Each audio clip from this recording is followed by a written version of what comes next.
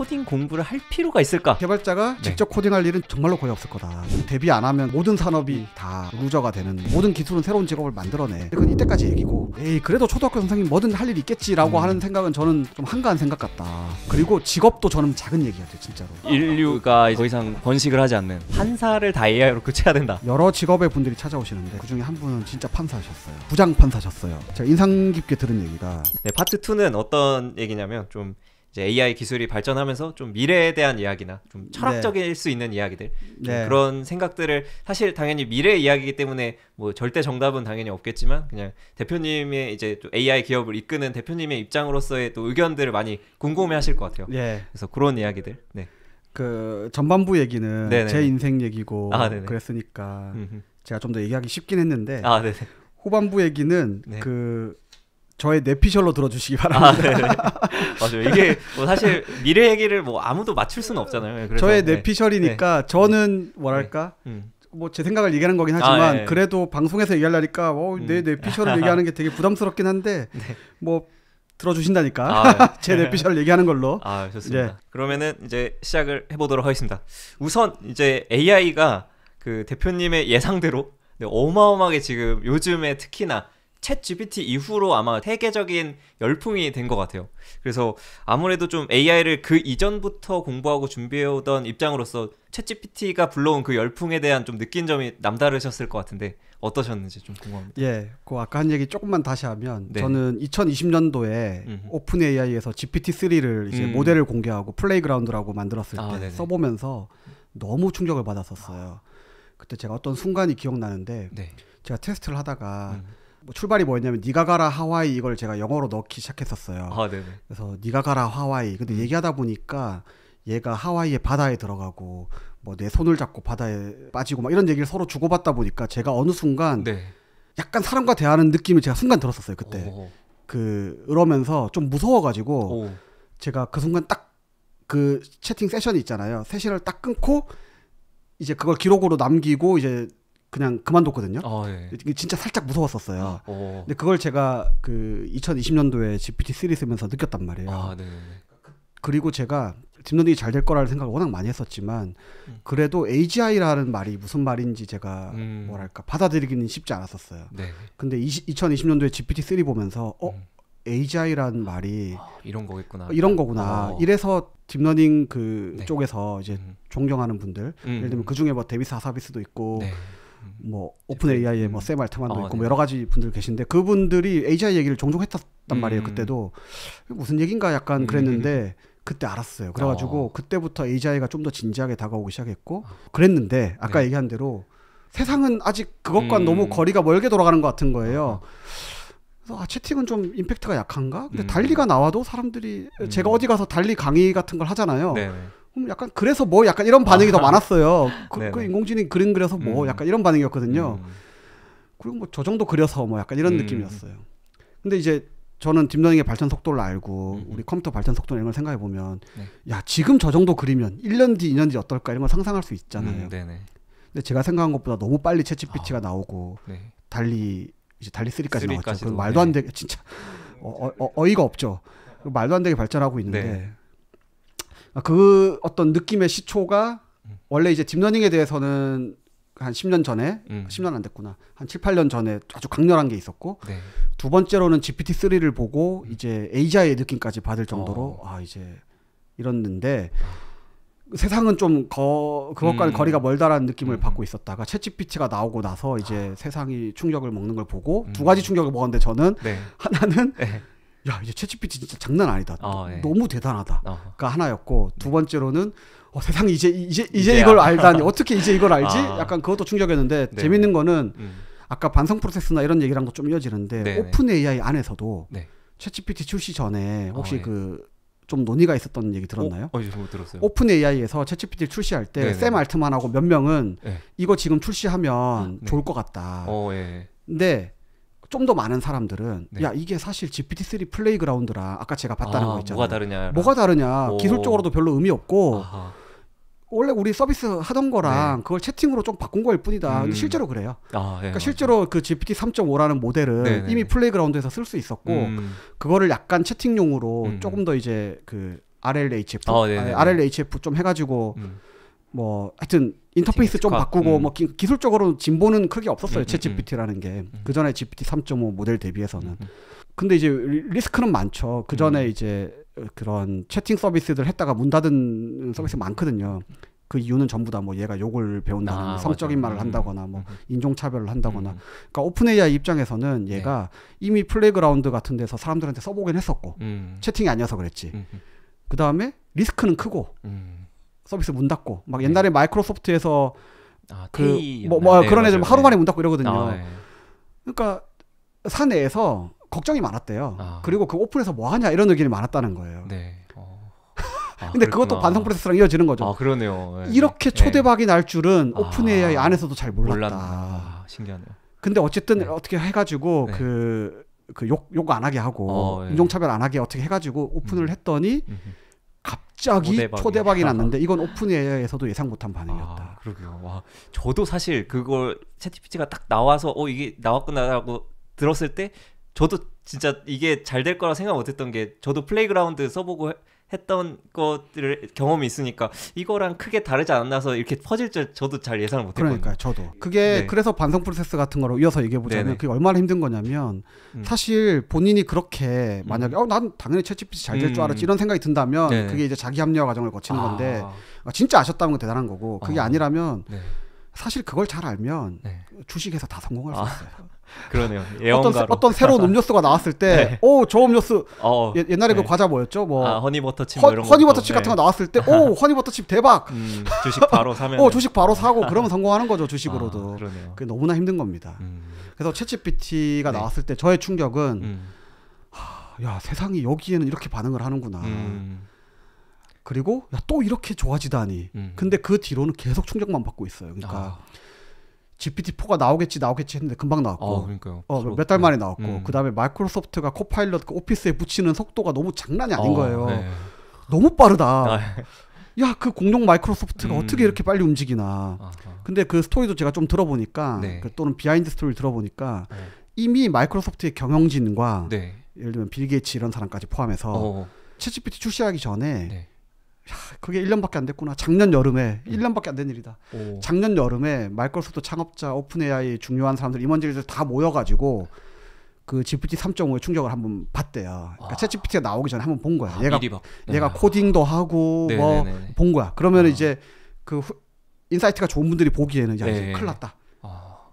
이제 얘한테 파워포인트 만들려고 그러면 만들겠다. 왜냐면 그 사람들이 보기에는 코딩하는 거 이제 우리 개발하는 사람들은 알지만 코딩하는 게 얼마나 이게 인간의 고유의 능력 같습니까? 그죠. 코멘트 주면 코딩을 하네. 그때부터 준비한 것 같아요. 그래가지고 마이크로소프트 코파일럿이 바로 나오는 거죠. 그리고 GPT-4가 나오더니 와 그러더니 스테이블 디퓨전 XL이 나오더니 엊그제 달리3가 나왔는데 얘는 막 말로 디자인을 하네? 맞아요. 어이가 없습니다 그냥. 어마어마한 발전이. 이거는... 발전 속도가 너무 빨라서 진짜 정신을 못 차리겠어요. 근데 이거는 저만 정신을 못 차리는 게 아니라 심지어 오픈 AI와 뭐 구글, 마이크로소프트 사람들도 서로 정신 못 차리고 있을 것 같아요. 그러겠네요. 진짜 누구라도 진짜 다 그럴 것 같습니다. 예를 들면 스테이블 디퓨전 하는 사람들 입장에서는 야 우리 스테이블 디퓨전 이제 엑셀까지 만들었어. 이렇게 화질도 좋고 말기도 잘 알아들어 했는데 달리3가 나오는 거죠. 그러네요. 달리3는 말귀를 더 잘 알아들어. 이게 진짜 아무리 AI 업계 현업 최전선에 있어도 혼란스러운 그런 상황이군요. GPT-4 대단하다 하고 있는데 분명히 내년 초쯤 되면 GPT-5 나올 거거든요. GPT-5 나오면 또 얼마나 대단할까.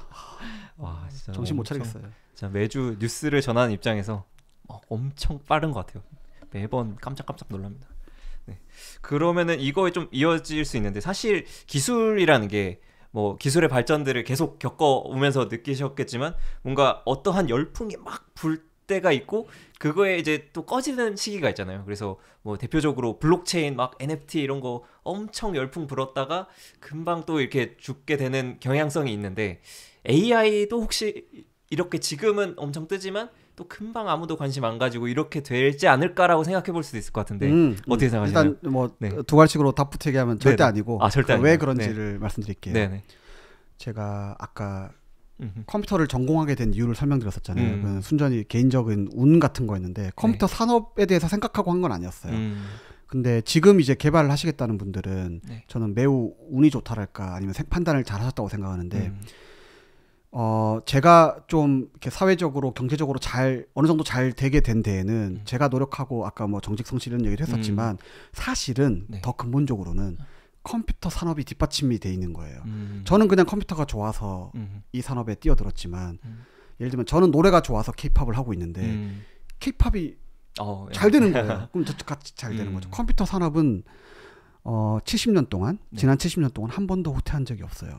한 번도 후퇴한 적이 없는 이런 산업이 또 생각나는 게 뭐가 있을까요? 와, 그러게요. 쉽지 않네요. 한 번도 후퇴한 적이 없다. 컴퓨터 산업은 네. 뭐 예를 들면 인터넷 버블도 잠깐 있었고 네, 뭐 이렇게 있지만 크게 보면은 길게 보면 한 번도 후퇴한 적이 없어요. 컴퓨터는 점점 더 많이 팔리고 네. 예를 들면 지금은 스마트폰이 다 컴퓨터잖아요. 그러니까 컴퓨터의 보급률은 점점 더 올라가는 거고 개발자는 수요가 끝도 없이 점점 더 늘어나고 그러니까 컴퓨터 산업이 있었기 때문에 제가 잘 된 게 있는 거예요. 사실은 저는 그냥 운이 좋았던 거예요. 컴퓨터 산업은 버블이 없었다 쉽게 얘기하면 성장만 했다. 컴퓨터는 앞으로 점점 더 많이 쓰일 거다. 개발자의 수요는 끝도 없이 늘어만 왔다. 전 세계적으로. AI는 앞으로 끝도 없이 늘어만 갈 거다. 수요는. 제가 작년인가 언젠가 예를 들면 이공계 대학원에 가잖아요. 네. 그럼 느낌이 이공계 대학원에 이제 과에 상관없이 네. 뭐 3분의 1이랄까? 절반은 딥러닝을 하고 있어요. 예를 들면 생명공학과에 가면 딥러닝 하고 있고 기계공학과에 가면 딥러닝 하고 있고 다 하는군요. 어디 가면 딥러닝 하고 네. 있고 저는 딥러닝이 과학을 다 바꿀 거라고 진심으로 믿거든요. 그러니까 그건 무슨 얘기냐면 네. 컴퓨터 없이 이제 과학을 하는 과가 있을까요? 없겠네요. 네, 다. 컴퓨터 없이 과학을 그쵸. 하는 과는 없을 거잖아요. 맞아요. 네. AI 없이 과학을 하는 과는 전 상상이 안 돼요. 이제 한 2, 3년 지나면 AI의 도움 네. 없이 과학을 한다? 거의 불가능할 거라고 봐요. 지금 보이젝스만 해도 그 훌륭한 개발자분들 저는 요새 코파일럿 쓸 때마다 깜짝깜짝 놀랐는데 얘가 내 마음을 읽고 코딩을 해주는 것 같은데 제가 깜짝깜짝 놀라서 우리 개발자들한테 이렇게 야 이런 것도 해주네라고 하면 아유 대표님 이제 하셨어요. 우리 개발자들 얘기를 들어보니까 개발 생산선이 벌써 한 2배, 3배 올라간 것 같고 이제 코파일럿 없이 개발 못 한단 말이에요. 앞으로 한 2, 3년 지나면 네. 코파일럿 없이 개발하는 개발자 없을 것 같다. 그렇군요. AI 없이 과학하는 사람 거의 없을 것 같다. 그런 생각을 하고 있어요. 그 얘기는 아직 AI는 100배, 1000배 커지기만 할 거다. 라고 저는 생각합니다. 그러면 단기적인 버블은 있을 수 있지만 그래도 계속 성장하는 뭐 이렇게 잠깐 이런 일은 있겠지만 크게 보면 그냥 성장한다. 예. 근데 그런 것 같습니다. 저도 약간 그 속도가 너무 빨라서 사실 이게 그냥 진짜 뭐 버블일 수도 있겠지만 그러기 쉽지 않을 것 같아요. 이게 계속 발전하고 있어가지고 네, 저도 되게 동감되는 부분입니다. 네, 그러면 굉장히 많은 기술들이 계속 등장하고 지금도 막 나오고 있는데 좀 가장 놀라웠던 기술이 있다면 어떤 게 있을까요? 네. 그걸 아까 얘기해 버렸는데 GPT-3가 예, GPT-3. 예, 일단 제일 먼저는 엠니스트 그냥. 그 숫자 그냥. 네, 엠니스트 숫자. 그게 이제 제가 처음 딥러닝 그 알파고 이제 이런 거 보고 그다음에 처음으로 이제 앤드류 용 강의 듣고 하면서 이제 엠니스트 처음 해봤는데 진짜 너무 놀란 거예요. 세상에 이런 머신러닝이라는 신세계가 있구나. 그때는 이제 딥러닝 전 머신러닝 공부할 때죠. 그게 이제 너무 쇼킹했고 그 엠니스트가 그다음에가 이제 GPT-3인 것 같고 요즘에는 어떤 게 있을까요? 최근에는 제가 제일 놀란 게 달리3. 달리3. 근데 뭐 그래 봐야 뭐 1, 2주 전이고. 그러니까 그러네. 매달 놀라운 매달 놀라운 게 나오고 있죠. 매달.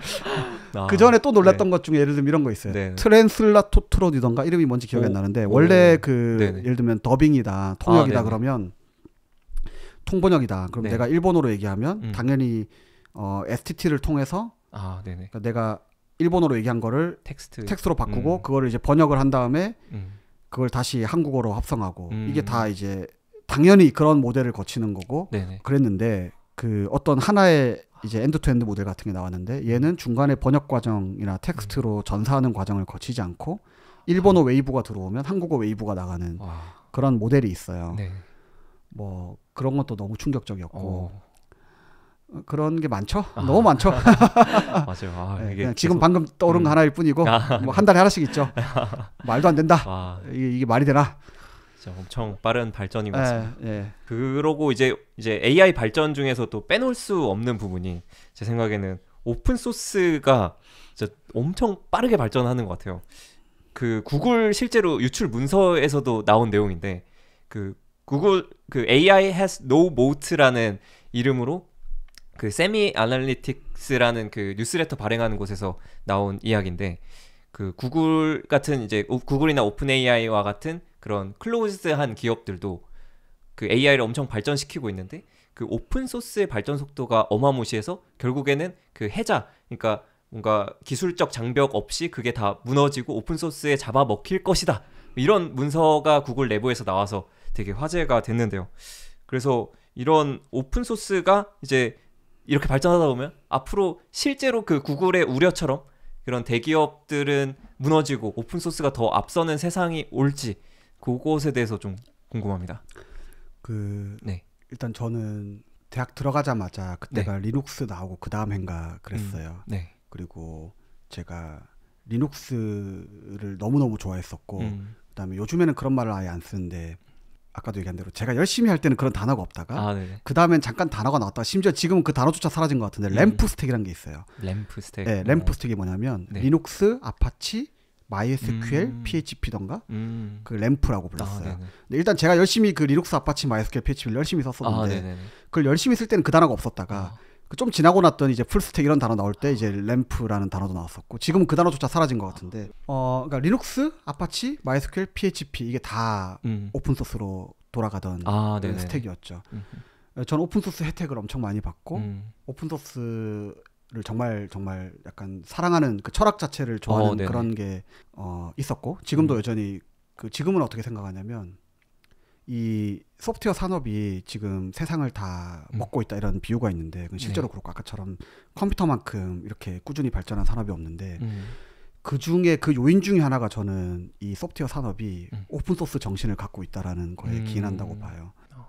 크롬도 사실 오픈소스고 심지어 리눅스도 오픈소스고 그러니까 안드로이드도 리눅스 기반이고 그 뭐죠 맥OS도 BSD 기반이던가 그래서 그것도 오픈소스 기반이고 그다음에 AWS나 구글이나 다 그러니까 우리의 서버, 클라이언트, 뭐 OS, 오픈소스 기반이 너무 많고 그게 오픈소스가 없었으면 안 돌아갔을 것 같고 반대로 얘기하면 오픈소스와 경쟁하는 것들이 많이 있었는데 예를 들면 마이크로소프트 같으면 익스플로러가 있었죠. 근데 이제는 엣지도 크롬 기반으로 바뀌었고 그다음에 뭐 스마트폰 OS들이 많이 있었을 텐데 안드로이드가 뭐 이기는 게 있고 그러니까 오픈소스의 힘이 너무 대단하고 그게 이 소프트웨어가 세상을 바꾸는 데 있어서 엄청 기여했다고 생각하고 오픈소스와 경쟁해서 이길 수 있는 기술은 저는 많지 않다라고 생각할 정도로 오픈소스가 대단하다라고 생각해요.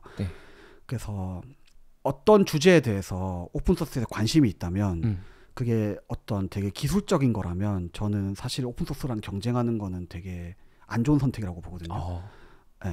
근데 반대로 또 오픈소스가 못하는 게 있어요. 예를 들면 오픈소스가 리눅스가 우분투도 있고 하지만 윈도우즈는 못 이겼거든요. 그렇죠. 그리고 김프라고 혹시 아세요? 리눅스에 보면 오픈소스 윈도우에도 있다. 김프라고 포토샵 같은 오픈소스 툴이 있어요. 그중에 제일 유명한 게 김프예요. GIMP. 근데 걔가 뭐 포토샵을 이기거나 뭐 사람들이 예를 들면 적어도 그림판보다 많이 쓰거나 이러진 않거든요. 그리고 리브레 오피스인가? 지금 이름 모르겠는데 오피스 제품군이 있어요. 그 뭐 나름대로 기능 다 갖고 있어요. 워드나 파워포인트 다 있어요. 오픈 소스로. 그런 것도 이제 오피스 제품군을 못 이기죠. 그러네요. 그러니까 이런 것들의 특징이 뭐냐면 엔드 유저가 기술자가 아닌 거. 그러니까 우리가 진짜 오픈소스를 저를 포함해서 수많은 개발자들이 오픈소스를 너무 좋아하고 그 오픈소스들은 정말 대단하고 제가 보기에 정말 세상에 크게 기여하고 걔네랑 경쟁하고 싶지 않을 정도로 너무 잘하는데 그들이 잘 못하는 쪽이 엔드 유저가 그냥 일반 대중 소비자인 경우에 잘 못하는 것 같아요. 그게 디자인 쪽일 수도 있고 아니면 BM일 수도 그러니까 사업일 수도 있고 그러니까 기술을 조금 이제 기술에 한 단계 더 나아간 것들은 잘 못하는 것 같아요. 근데 이게 두 가지를 다 얘기하는 거예요, 저는. 네. 기술에 있어서는 오픈 소스 커뮤니티에서 관심 있는 거를 가지고는 오픈 소스랑 경쟁하면 안 될 것 같다. 예를 들면 내가 아파치보다 더 대단한 어떤 상용 네. 클로즈드 소스 웹 서버를 만들겠다. 이런 건 되게 상상하기 힘들다. 그렇지만 또 이제 그 엔드 유저가 개발자가 아닌 경우에 엔드 유저가 개발자가 아닌 경우에는 네. 또 오픈 소스가 잘 못하더라. 그게 제가 오픈 소스를 한 20몇 년 보면서 한 생각이에요. 그러면 이제 이게 그 라지 랭귀지 모델 쪽에 혹은 다른 AI 쪽에 적용된다면 거기에 적용해 보자면 근데 그게 이제 제가 예를 들면 이 소프트웨어 산업에 있으면서 문화적인 자긍심이랄까? 내가 이 소프트웨어 산업에 있는 거에 대한 어떤 내가 이 산업에 이 뭔가 참여하고 있는 사람으로서 다른 산업 대비 약간 그런 걸 뭐라 그러죠?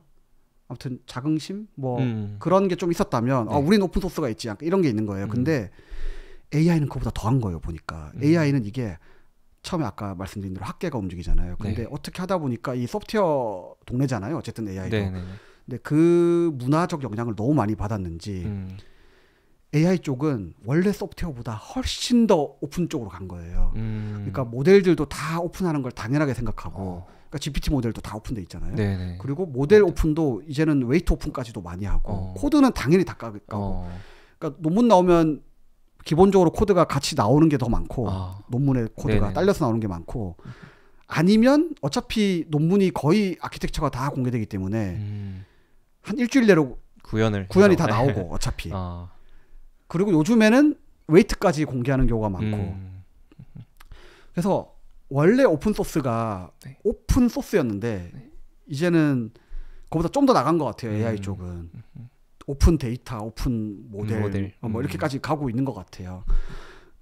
그래서 저는 크게 보면은 기술적으로 과연 어떤 기술 분야에서 오픈 소스를 이길 수 있을까 잘 생각이 안 나요. 그러니까 크롬을 이길 수 있는 브라우저가 나올 수 있을까? 뭐 리눅스를 이기는 예를 들면 AWS 그 대단한 아마존과 구글도 결국 리눅스 기반으로 돌린단 말이에요. 걔네들이 뭐 대단한 엔지니어들이 있을 텐데 뭐 대단히 훌륭한 OS 만들 수도 있을 텐데 안 만들잖아요.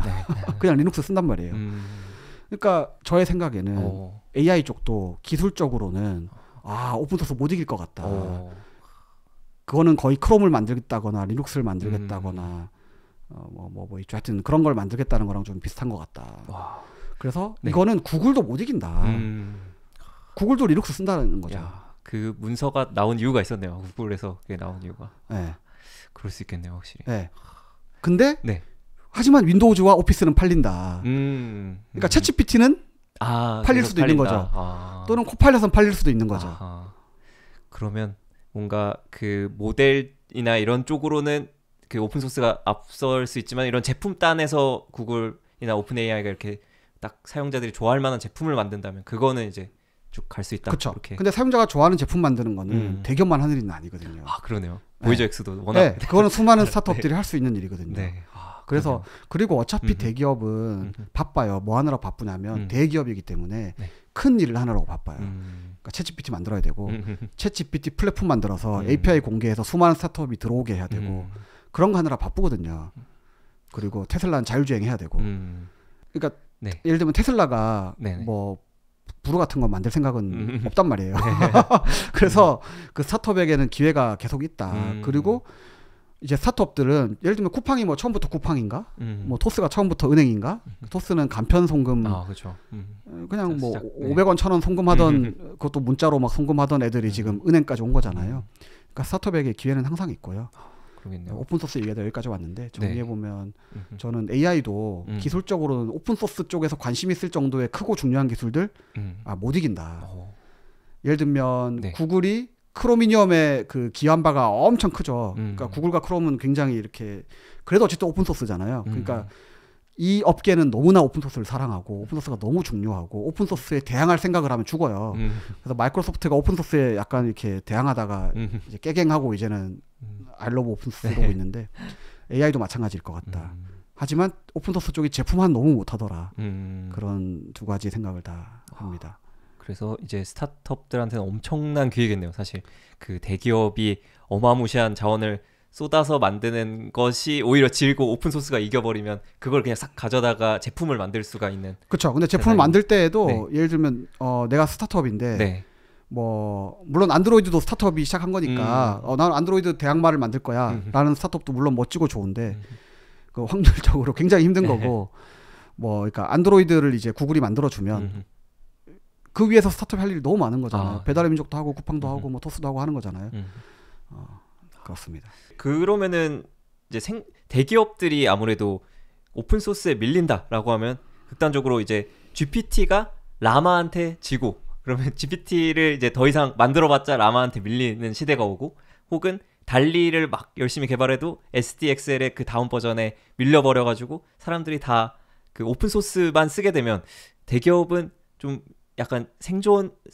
뭔가 이런 경영적으로 확 어려워질 수 있지 않을까라고 생각이 들 수 있을 것 같은데 어떻게 생각하시나요? 근데 그건 아까 얘기한 대로 제품화는 또 좀 다른 얘기고 또 비즈니스 모델 잘 붙여서 돈 버는 건 또 다른 얘기라서 다시 얘기하자면 AWS와 GCP 또는 마이크로소프트 애저 이런 사업은 엄청나게 큰 사업이지만 리눅스는 자기들이 만든 게 아니다. 그럴 수 있겠네요. 그럼 모델이 밀리더라도 그거를 예를 들어 SDXL을 오픈 AI에서도 가져와가지고 막 해가지고 제품을 잘 만들어서 이게 달리라는 이름의 모델을 바꿔지는 한이 있더라도 뭔가 그 서비스를 잘 만들어서 이렇게 운영을 할 수 있겠네요. 예. 좋습니다. 그 다음에 이제 또 그 오픈 소스에 대한 것 중에 좀 가장 인상적이었던 게 이제 메타가 그 라마라는 모델을 이제 오픈 소스 처음에는 완전 오픈 소스는 아니었다가 그냥 연구용으로 공개를 했다가 이제 사람들이 워낙 그 자의반 타의반이었던 것 같은데 오픈 소스가 되어버렸죠. 맞아요. 그러다 보니까 2 낼 때는 아예 그냥 상업적으로 쓰세요 하고 열었는데 의도한 건지 노린 건지 뭔지 모르겠지만 겉보기엔 자의반 타의반이었죠. 반강제.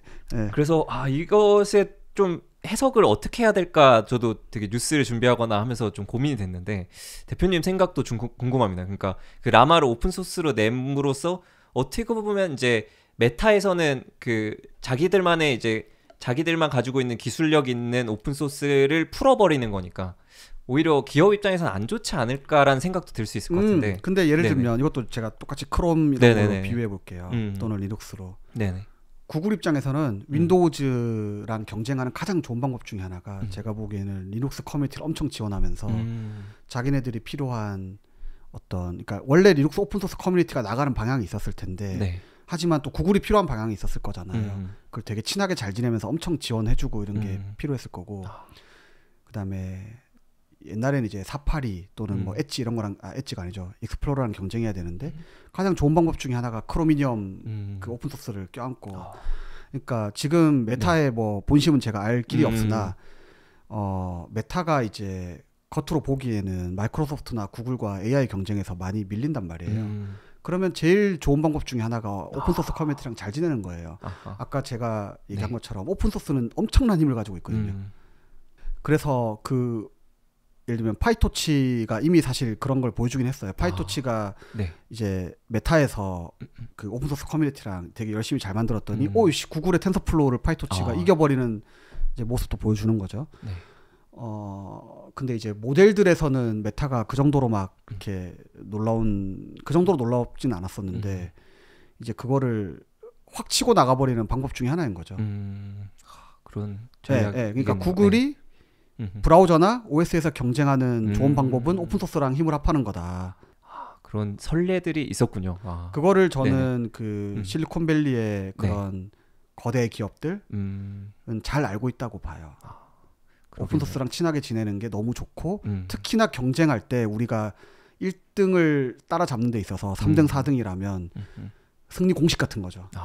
그러면 결국에 좀 가져갈 수 있는 부분이 있을까요? 그러니까 지금 그 크롬이 결국에 이제 승리를 하면서 이제 구글이 크롬으로부터 얻는 혜택이라고 하면 어떤 게 있을까요? 그러게요. 저도 그렇게 구체적으로 생각해 본 적은 없지만 뭐 무지하게 많지 않겠어요? 예, 그렇죠. 사실 크롬을 이용해서 뭔가 할 수 있을 테니. 그러겠네요. 라마도 이제 뭔가 사람들이 다 연구해 준 거를 잘 갖춰다가 다음 버전에 잘 써가지고 내면은 이제 그걸 이용해서 뭔가를 계속 해볼 수 있겠네요. 적어도 크롬이 없었다면 구글이 뭐 익스플로러 때문에 손해 보는 거나 파이어폭스 때문에 마음에 안 드는 것들이 엄청 많았을 텐데 구글이 이제 적어도 뭐 예를 들면 네네. 뭘 득을 봤나요는 제가 지금 당장 생각은 안 나지만 적어도 손해를 피한 건 엄청나게 컸겠죠. 그러겠네요. 뭐 이런 거 생각난다. 예를 들면 제가 구글이었다면 지메일이나 유튜브를 만드는 데 있어서 지메일도 엄청나게 제가 아까 옛날 세이클럽 얘기를 하자면 자바스크립트 떡칠인 거예요. 쉽게 얘기하면. 지메일 같은 그 SPA라고 하죠. 뭐 싱글 페이지 어플리케이션 그런 자바스크립트 떡질 같은 그런 그 브라우저를 만들어야 되고 그다음에 유튜브는 원래 웹에서 뭐 그렇게 잘 돌아가는 게 아닌 어떤 뭐랄까 뭐 동영상을 위한 어떤 표준이나 뭐 기술들이 많이 웹에 적용이 돼야 되는 걸 거잖아요. 그리고 요즘에 보면 뭐 웹GL도 있고 뭐 난리인데 뭐 그런 것들이 예를 들면 원래 구글이 유튜브나 지메일을 만드는 데 있어서 필요한 것들을 엣지나 익스플로러나 파이어폭스가 안 해줬을 수도 있는데 그걸 이제 크롬에다가 막 넣으면 되는 거죠. 그러네요. 네, 크롬에다가 뭐 자바스크립트 엔진 더 좋아야 돼, 뭐 웹GL 더 좋아야 돼. 왜냐하면 그래야 내게 잘 돌아가니까 유튜브도 잘 돌아가고 지메일도 잘 돌아가는 거죠. 그런 전략이 있을 수 있겠네요. 그럼 뭐 라마 이런 것도 메타의 어떤 제품에 유리한 방향으로 좀 진화를 시킬 수도 있겠네요. 그렇겠죠. 되게 뭔가 더 한 단계 더 깊이 이해를 하게 된 것 같습니다. 그 다음에 이제 아마 제가 가장 많이 받은 질문이지 않을까 싶은데 이제 AI와 좀 개발자에 대한 또 이제 역할의 변화나 AI로 인한 개발자들의 영향을 좀 얘기를 나눠보고 싶은데요. 과거에 비해서 이제 현재 좀 개발자라는 게 지금 대표님이 쭉 말씀해 주신 것처럼 되게 많은 변화들이 일어났는데 좀 어떤 요즘 과거 개발과 현재 개발 어떻게 환경의 변화가 일어났는지 대표님의 좀 생각을 듣고 싶습니다. 일단은 현재 상황은 실제 현업의 상황은 방금 말씀드렸지만 보이젝스 개발자들 상당히 개발 잘하는 편에 속하는데 이 개발자들도 이제 코파일럿 인공지능의 도움 없이 개발하는 거 상상하기 힘들게 됐다. 생산성이 2배, 3배 올라간 것 같다. 앞으로 점점 더 그렇게 될 것 같고 시간이 더 지나면 지날수록 점점 더 개발자들은 이제 인공지능의 의존도가 높아질 것 같고 옛날에 이런 말이 있었어요. 왜 이제 더 이상 개발자들은 어셈블리로 개발하지 않느냐. 그거에 대한 아주 누가 좋은 말을 하나 딱 한마디로 한 게 있어요. 개발자가 어셈블리로 개발하지 않는 이유가 뭘까? 효율성이 확 떨어져서 그러지 않을까요? 근데 그러면 왜 효율성이 떨어질까? 뭔가 작성이나 이런데 좀 문법도 길고 막 생각할 것도 더 많아지고 이런 부분일까요? 뭐 다 맞는 얘기인데 어떻게 얘기하자면 컴파일러가 나보다 어셈블리를 잘하기 때문에 웬만한 개발자보다 컴파일러가 더 잘하기 때문에 그러니까 적어도 어느 정도는 된 거냐면 예를 들면 10줄짜리 어셈블리 코드를 짜는 거는 내가 컴파일러보다 잘할 수도 있는데 딱 10줄만 짜는 거면 근데 예를 들면 C로 뭐 1000줄 짰어요. 그거 어셈블리로 하면 얼마나 되려나? 뭐 하여튼 어마무시하겠죠. 뭐 엄청난 줄일 거예요. 나는 그 C로 1000줄 짠 거를 컴파일러 돌리면 순식간에 어셈블리로 뭐 엄청나게 나올 텐데 그거 짜는 건 어셈블리가 무조건 나보다 1000배, 1000배 효율적인 거예요. 쉽게 얘기하면 어셈블리가 컴파일러가 나보다 어셈블리를 잘한다라는 거예요. 코파일럿이 나보다 코딩을 잘해서 잘할 날이 저는 얼마 안 남았다고 봅니다. 진심으로. 자, 그럴 수 있겠네요. 개발자는 뭘 해야 될까요? 그래서 이제 뒤에 따라오는 질문이 이제 이런 이야기를 딱 듣고 나면은 다 생각하는 게 그러면은 이제 뭐 AI도 엄청 발달하고 심지어 로코드 노코드도 엄청 또 붐이어서 좀 코딩 없이도 이렇게 간단하게 만들 수 있는 것들도 되게 뭐 윅스니 뭐니 해가지고 막 사이트도 만들어주고 이런 게 되게 많은데 앞으로 코딩 공부를 할 필요가 있을까 이런 생각이 들 것 같아요. 어떻게 생각하시나요? 컴파일러가 C 언어를 어셈블리로 바꿔주는 역할을 하는 거라면 이제 코파일럿 같은 애들은 코딩하는 애들은 자연어를 뭐 C 코드로 바꿔주는 녀석일 텐데 그 녀석이 나보다 10,000배, 100,000배 잘할 거는 저는 자명하다고 봐요. 심지어 걔가 약간 버그 코드를 초반에 만들 수도 있는데 그렇다 해도 예를 들면 뭐 10번 짤 때마다 한 번씩 실수를 한다고 합시다. 만약에 예를 들어서 그래도 9번은 맞고요. 그 다음에 한 번 틀린 거를 내가 다시 짜라고 다시 시켜서 걔가 한 번 더 만들면 또 맞출 확률이 더 높겠죠. 그럼 심지어 내가 그 10개의 함수를 짠다고 합시다. 10개의 함수를 짜는데 나는 일주일이 걸려요. 코팔도 얼마 걸릴까요? 금방 한 30분. 1분. 1분. 맞네요. 10개 함수 짜는데 1분. 네, 그러네요. 네. 하나 잘못 짜도 돼요. 그냥 내가 그거 보고 난 짜증 좀 나겠지만 내가 일주일 짤 거 얘는 1분 만에 짰으니까 그러네요. 너 하나 잘못 짰네? 그리고 심지어 그 잘못 짠 거를 예를 들면 유닛 테스트 코드나 이런 걸 짤 거잖아요. 예. 유닛 테스트를 누가 더 잘할까요? 인공지능이 더 잘하겠죠. 네. 내가 일주일 동안 유닛 테스트 짤 거 인공지능 1분 만에 짜거든.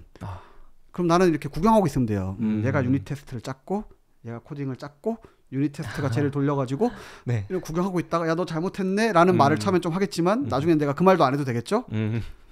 그러겠네요. 그러니까 개발자가 네. 직접 코딩할 일은 정말로 제가 보기에 직접 어셈블리 짤 일처럼 정말로 거의 없을 거다. 요즘에 어떤 개발자가 직접 어셈블리 짭니까? 그렇죠. 네. 그런 사람 있겠지만 네. 1000명 중에 1명 진짜 거의 없을 거다.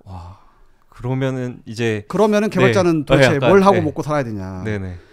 근데 저는 그쯤 되면 개발자를 걱정해야 될 게 아니라 다른 모든 전 인류가 네. 지식 노동을 하던 전 인류가 그다음에 육체 노동도 제가 보기에는 육체 노동이 지금 로봇이 발전 안 한 결정적인 이유가 제가 로봇의 뭐 분야는 잘 모르지만 제 생각에는 일단 우리가 아무리 정교하게 로봇 팔과 뭘 만들어도 로봇이 볼 줄 모르고 판단할 줄 모르고 뭐 생각할 줄 모르는 거잖아요. 그러니까 얘가 볼 줄 모르니까 설거지를 못 하는 거예요, 로봇이. 우리가 아무리 정교하게 만들어도. 근데 이제는 그 머리를 만들 수가 있으니까 우리가 볼 줄 아는 거죠. 네. 판단할 줄 아는 거죠. 코딩도 할 줄 아는데 판단을 못 하겠어요. 설거지 판단을 못 하겠어. 얘가 유닛 테스트 코드도 짜주는데. 그러면 로봇은 얼마나 또 발전하겠습니까? 저는 사람이 반도체를 만드는 걸 보고 정말 너무 놀랐는데 옛날 사람을 생각해 보면 놀라운 게 피라미드를 만들었어요. 옛날 사람들은. 피라미드 높이가 거의 뭐 63빌딩 높이거든요. 63빌딩 같은 걸 만든 거예요. 옛날 사람들은 피라미드를. 그리고 요즘 사람들은 나노미터의 반도체를 만들어요. 근데 로봇을 못 만들겠어요? 그쵸. 머리가 없어서 안 됐던 건데 이제는 머리가 생겼기 때문에 로봇을 만들 거예요. 그러면은 육체 노동도 대신하겠죠? 그 다음에 얘가 코딩도 나보다 잘하죠? 그러면 사람은 이제 개발자를 고민해야 되는 게 아니에요. 그러네요. 그냥 뭘 할까 자체가 고민인 거예요. 육체 노동, 뭐 정신 노동 다. 지식 노동. 그럼 감정 노동이 남는데 지식 노동, 육체 노동 빼면 감정 노동이 남는데 감정 노동은 얘가 사람보다 못할까? 당연히 잘하겠죠. 영화 허 이런 거 보면 다 사랑에 빠지고 이러는데. 감정 노동은 사람보다 잘할 것 같아요. 남는 게 뭘까? 그러네요. 개발자가 고민이 아니다. 그러네요. 인류가 고민입니다. 이제 농담이 아니고 진심입니다. 그것에 대한 고민 담론은 또 뒤쪽에 좀 있어서 일단 개발자 이야기를 좀 마무리를 해보자면 그러면 이제 개발자의 관점에서 좀 현재 시점 이제 미래에는 사실 그렇게 될 게 저도 방향성이 좀 그럴 것 같긴 한데 그럼 현재 지금 이제 공부를 하고 있는 분들의 입장에서는 되게 갈피를 못 잡고 계실 것 같아요. 실제로 그런 질문이 되게 많이 들어오거든요. 지금 코딩 다 해주는데 제가 이걸 공부하는 게 맞나요? 이런 질문 너무 많이 받는데 현 시점에서 좀 그렇다면 AI를 뭐 활용하는 쪽이 되거나 할 텐데 그러려면 좀 어떤 역량이나 어떤 공부를 해야 될까? 그런 게 궁금합니다. 참고로 이건 앨런 머스크가 한 얘기인데 이 세상의 마지막 직업은 개발자가 될 거다. 앨런 머스크가 그런. 그리고 그 직업도 사라질 거다. 방금까지 제가 한 얘기는 이제 모든 직업이 사라질 거다라는 얘기에 가까운 거고. 근데 그래도 마지막 직업이 있다면 그게 개발자입니다. 그러니까 지금 개발을 하고 있는 분들은 그래도 마지막 끈을 이렇게 다른 직업 대비해서는 낫다라는 얘기를 일단 그 희망을 좀 드리고 싶고 다른 어떤 직업보다 나을 수도 있다. 마지막 직업이니까. 그다음에 혹시나 꼭 개발자가 아니라 인공지능 개발자가 안 되더라도 어쨌든 지금 인공지능 시대가 될 것은 확실하고 인공지능하고 같이 살아야 된단 말이에요. 저는 인공지능하고 같이 살 준비를 해야 된다고 생각해요. 진짜로. 그러면 그나마 인공지능에 대한 이해를 높여두는 게 제일 낫지 않을까.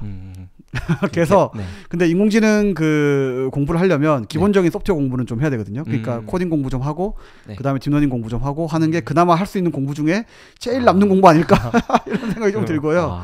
그거 외에는 그냥 인간적으로 뭐 그러니까 철학적인 고민이나 뭐 인문학적인 고민은 영원히 있겠죠. 근데 그것도 이제 로봇하고 같이 살려면 다 바뀔 것 같긴 한데 그동안에는 어떻게 다른 사람하고 같이 살까 뭐 이 자연은 나를 왜 이렇게 괴롭히나 뭐 이런 고민을 했다면 이제는 자연이 있고 사람이 있고 이게 이제 인문학에서 많이 고민하는 거고 네. 뭐 그런 건데 로봇이 있는 거죠. 인공지능이 있고 그것조차 많이 바뀔 것 같긴 해서 어쨌든 그러겠네요. 그 어떤 세상이 되더라도 확실한 건 인공지능 공부를 해두면 남는 거다라는 생각은 듭니다. 그냥 진짜 가장 좋은 공부네요, 사실. 네. 네, 인공지능. 그리고 여기서 말하는 인공지능은 컴퓨터기 때문에 그나마 컴퓨터 공부가 제일 남는 공부다. 그럼 여러분들은 되게 좋은 준비를 하고 계시는 것 같습니다. 그래서 인공지능에 대한 공부. 그러면 약간 좀 더 구체적으로 본다면 좀 어떤 식으로 공부를 하는 게 좀 좋은 방향일까요? 그러니까 되게 인공지능 코딩 공부도 되게 많은 게 있을 텐데 앞에랑 좀 일맥상통하는 방향도 있을 텐데. 그렇죠. 그래서 네네. 아까 제가 한 얘기를 말씀드리자면 네네.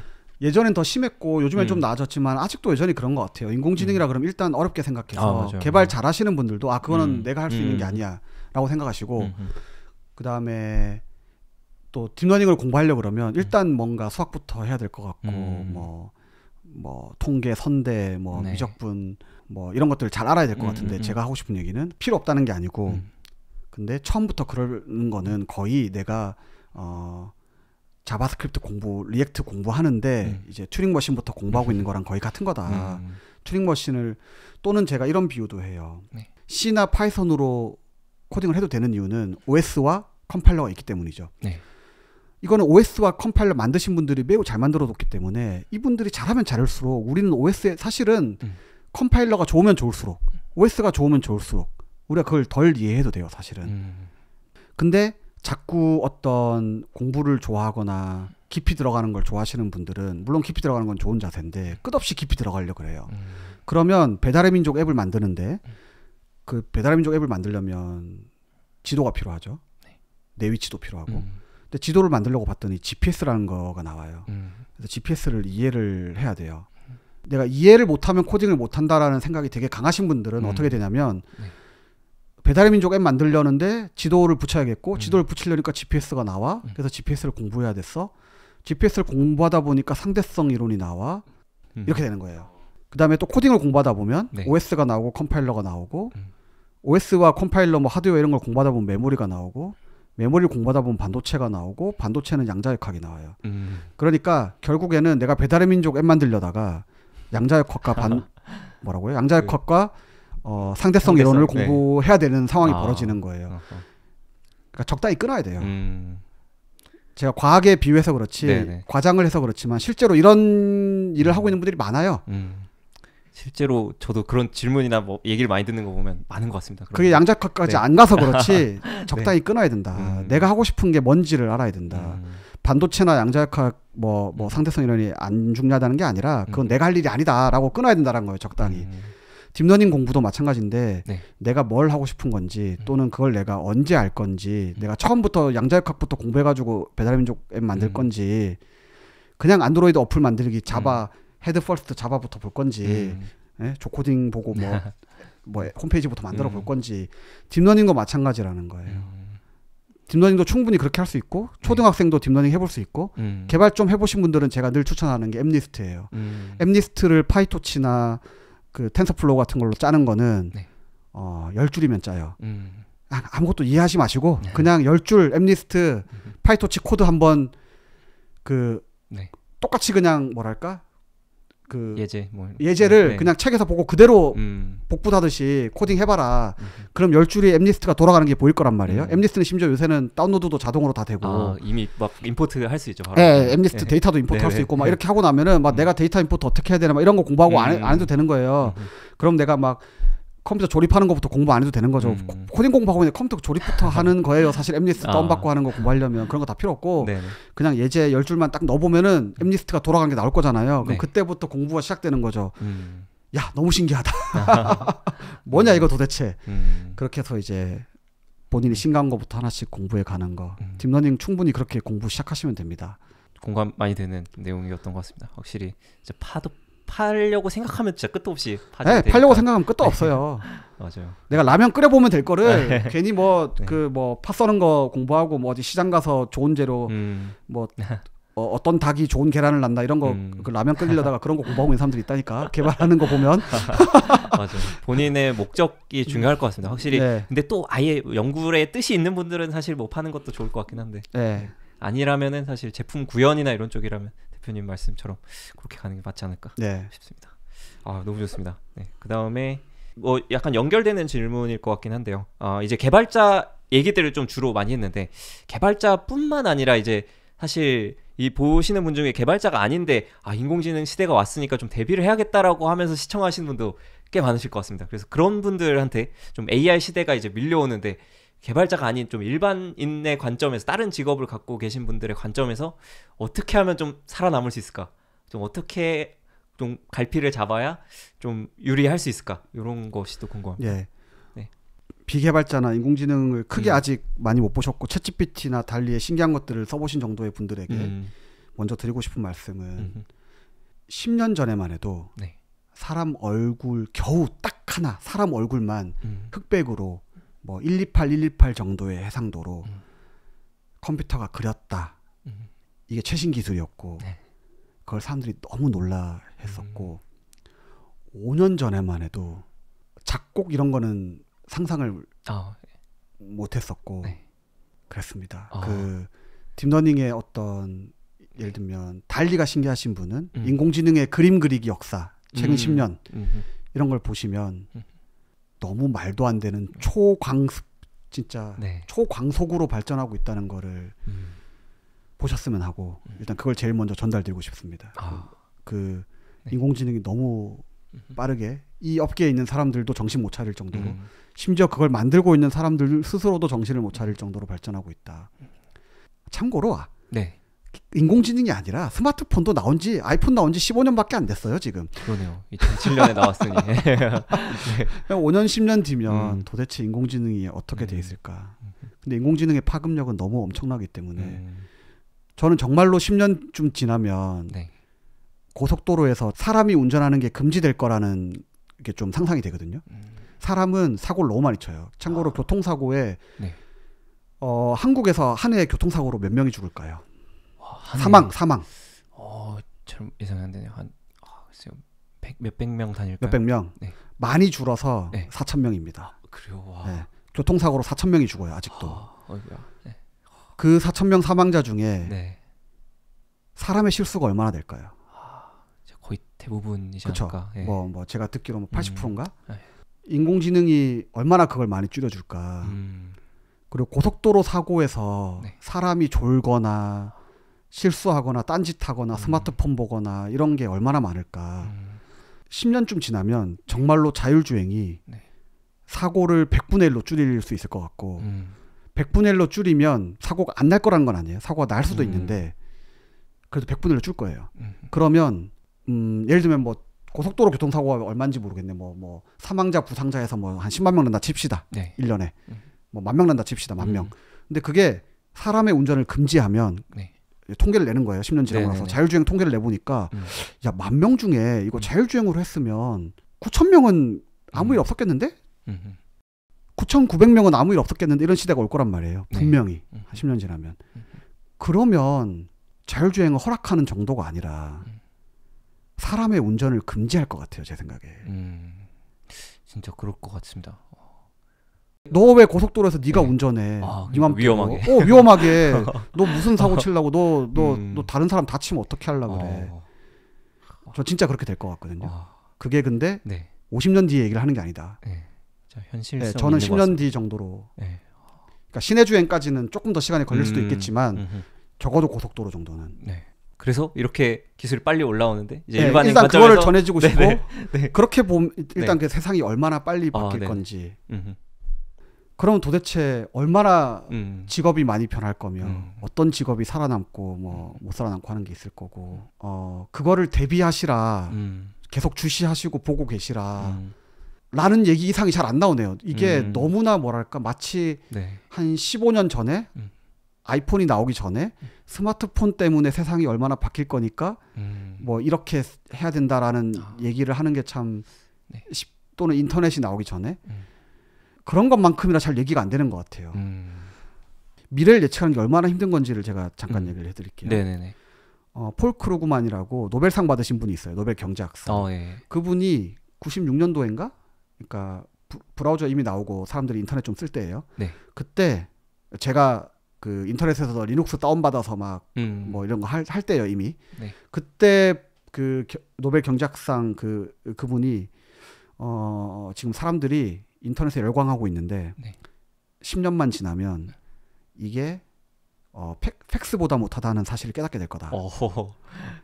인터넷은 이런저런 문제가 있기 때문에 팩스보다 못하다는 걸 깨닫게 될 거다. 노벨 경제학상 받은 아주 똑똑한 분도 그런 얘기를 하셨고요. 2005년도쯤에 제가 깜짝 놀랐던 소식 중에 하나가 그 당시에 뭐 10억 소녀인가? 무슨 유명한 뭐가 있었는데 한국에서 그게 인터넷에서 무슨 옷인가 뭐 신발인가를 팔아가지고 네. 뭐 매출이 10억인가 나가지고 근데 뭐 그게 대학생인가 고등학생인가 뭐 소녀인 거예요. 네네. 뭐 이런 일이 있었다. 그게 네. 되게 화제였어요. 근데 그게 너무 신기했던 게 원래는 인터넷에서 누가 신발을 판다고 하는 게 얼마나 말이 안 되는지가 쫙 있었어요. 인터넷에서 신발을 파는 게 왜 말이 안 될까요? 일단은 뭐 신어보고 맞아야 되고 막 이런. 그렇죠. 신어볼 수가 네네. 없다. 또 지금은 상상도 네네. 대답이 나오기 쉽지 않아. 한번 잘 생각해 보세요. 인터넷에서 신발을 네. 파는 게 얼마나 말이 안 되는 사업인지. 그러게요. 뭐가 있을까요? 뭐 교환 반품 뭐 이런 문제도 있을 것 같고. 교환 반품 어떻게 네. 할까? 네. 신어보지도 않고 사람들이 네, 살까? 약간 또 그런 게 제일 클 것 같고요. 네. 지금 상상도 못 하시는 건데 결제는 어떻게 할까? 결제. 그때는 이게 결제가 네. 그다음에 네. 또 그러게요. 배송은 어떻게 할까? 배송도 그때 생각해 보니까 배송이 되게 다양하다고 지금 생각하고 참고로 있었는데. 그 당시에는 인터넷에서 뭘 시키면 우체국 택배가 왔어요. 택배라는 거는 네네. 몰라요. 제가 정확하게 알고 하는 네네. 얘기지 않지만 제가 아는 건 우체국 택배 하나였어요. 그 당시에는. 네네. 그러네요. 배송이 되게 당연하다고 생각하고. 네, 배송은 있었는데. 우체국 택배밖에 없고 네네. 뭐 한진 택배인가 뭔가 하나 더 있었던 것 같긴 한데 아무튼 그 당시에는 지금 같이 그런 게 아니에요. 일상적인 게 아니에요. 네네. 그냥 택배라는 건 굉장히 소포. 예. 소포. 굉장히 특이한 시스템이었어요. 네네.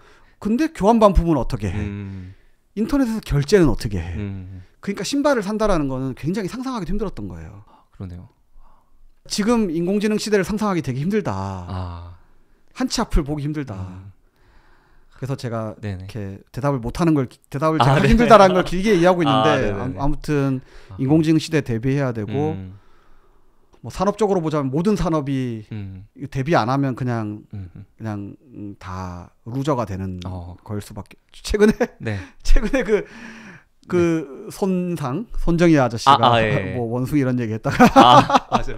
그렇죠. 뭐 비유가 좀 이상했다고 보지만 어쨌든 네네. 뭐 맞는 말이라고 봅니다. 인공지능을 거부하면 진짜 원숭이 수준으로 떨어진다 이런 얘기인데 산업으로 보면 산업으로 봐도 그렇고 회사로 보면 회사로 봐도 그렇고 그 개인으로 보면 개인으로 봐도 그렇고 국가로 보면 맞는 얘기라고 봅니다.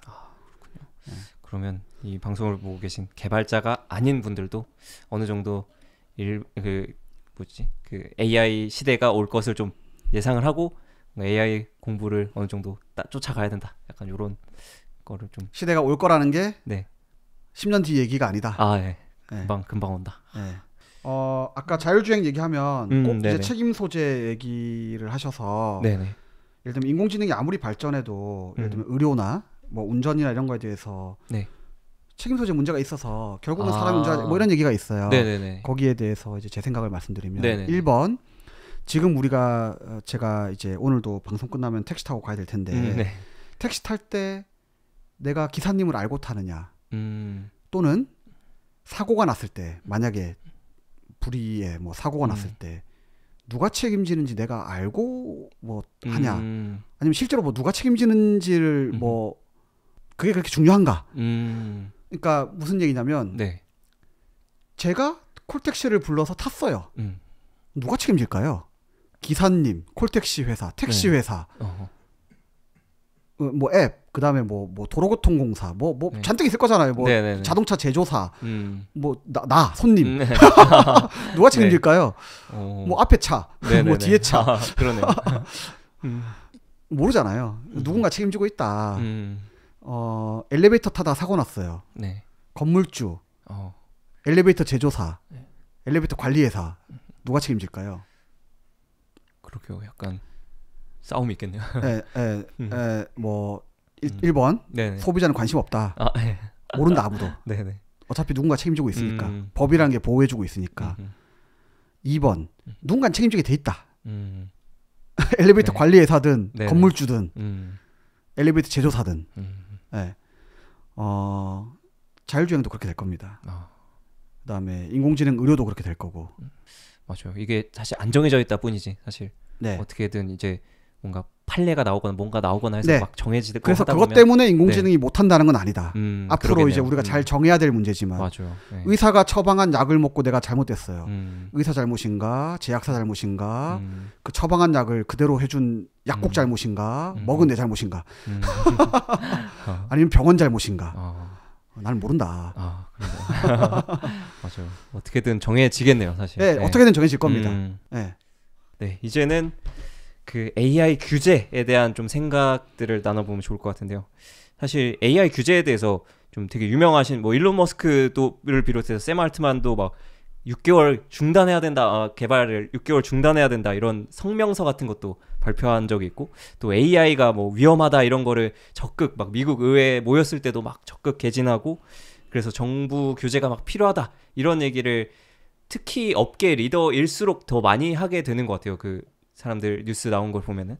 그래서 이것의 좀 목적이 무엇일까가 되게 좀 개인적으로 궁금했습니다. 그래서 되게 다양한 추측들이 있을 텐데 좀 대표님 생각이 궁금합니다. 제가 생각했을 때는 뭐 이게 아무래도 이렇게 말해놔야지 이제 6개월 중단 이런 경우에는 또 경쟁사 이런 거 좀 뒤처지게 하려고 하는 거고 뭐 규제가 있어야 더 그 치고 나가는 거에 좀 명분이 생기나 뭐 이런 생각들이 되게 복합적으로 드는데 혹시 대표님의 생각은 어떠실지 궁금합니다. 뭐 예를 들면 네. 규제가 네네. 우리가 뭐 환경 공장을 지으면 네네. 아마 환경 규제 뭐 제가 모르는 규제들이 있을 거고 자동차도 뭐 매연가스를 뭐 얼마나 뭐 해야 된다는 규제가 있을 거고 뭐 병원도 막 돌아가진 않을 거고 뭐 의사가 여기까지는 할 수 있고 이건 하면 안 되고 뭐 이런 게 있을 거잖아요. 네네.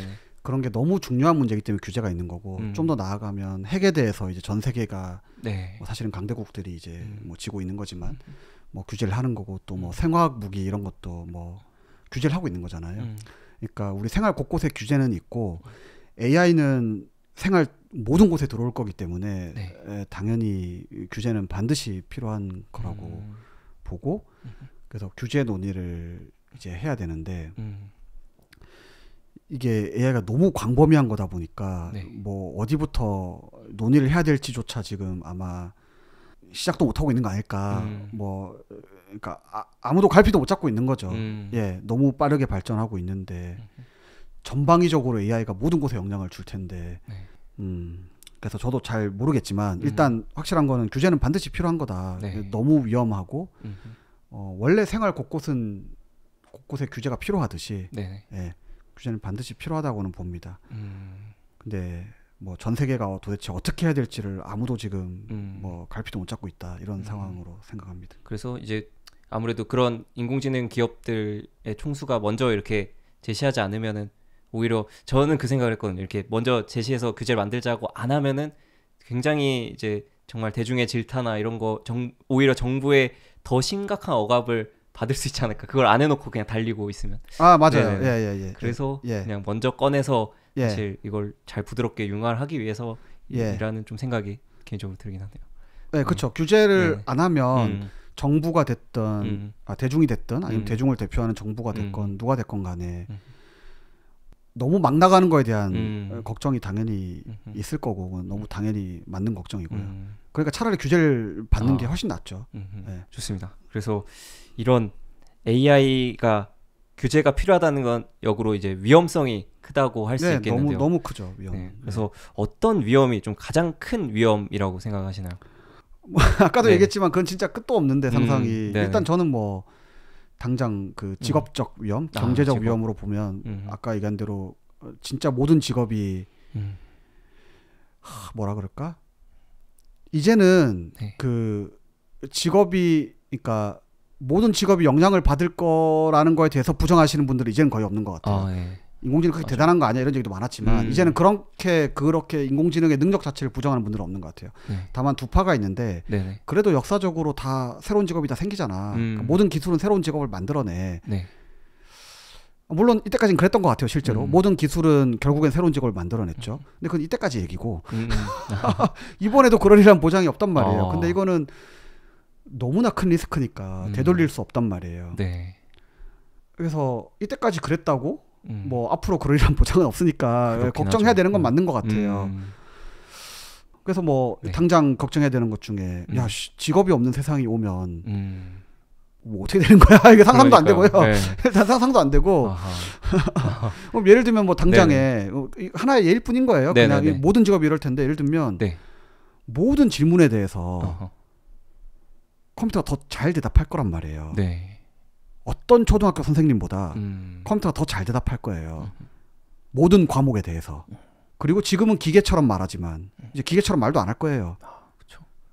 뭐 로봇이 아니더라도 스크린이 있는데 거기 너무 사람하고 똑같이 생긴 애가 나와가지고 입 모양도 똑같고 교감도 더 잘하고 교감도 더 잘하고 애가 막 뭐 울고 있으면 너 왜 우냐 그러고 뭐 우는 것도 다 보고 뭘 물어봐도 정확하게 대답하고 뭐 감정도 다 보살펴주고 이런 로봇이 아니라 이제 네. 화면에 네. 가상인간이 5년이면 나와요. 아, 진짜 그럴 것 같습니다. 5년이면 나오죠. 네.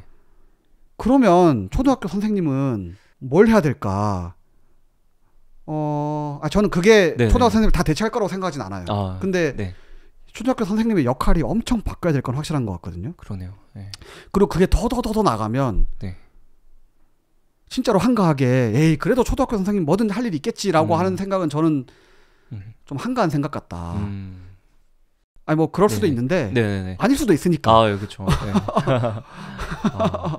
끊임없이 고민을 계속 해야겠네요. 예. 네. 그래서 저는 리스크에 대해서 너무 낙관적으로 얘기하는 건 좀 한가한 생각 같다.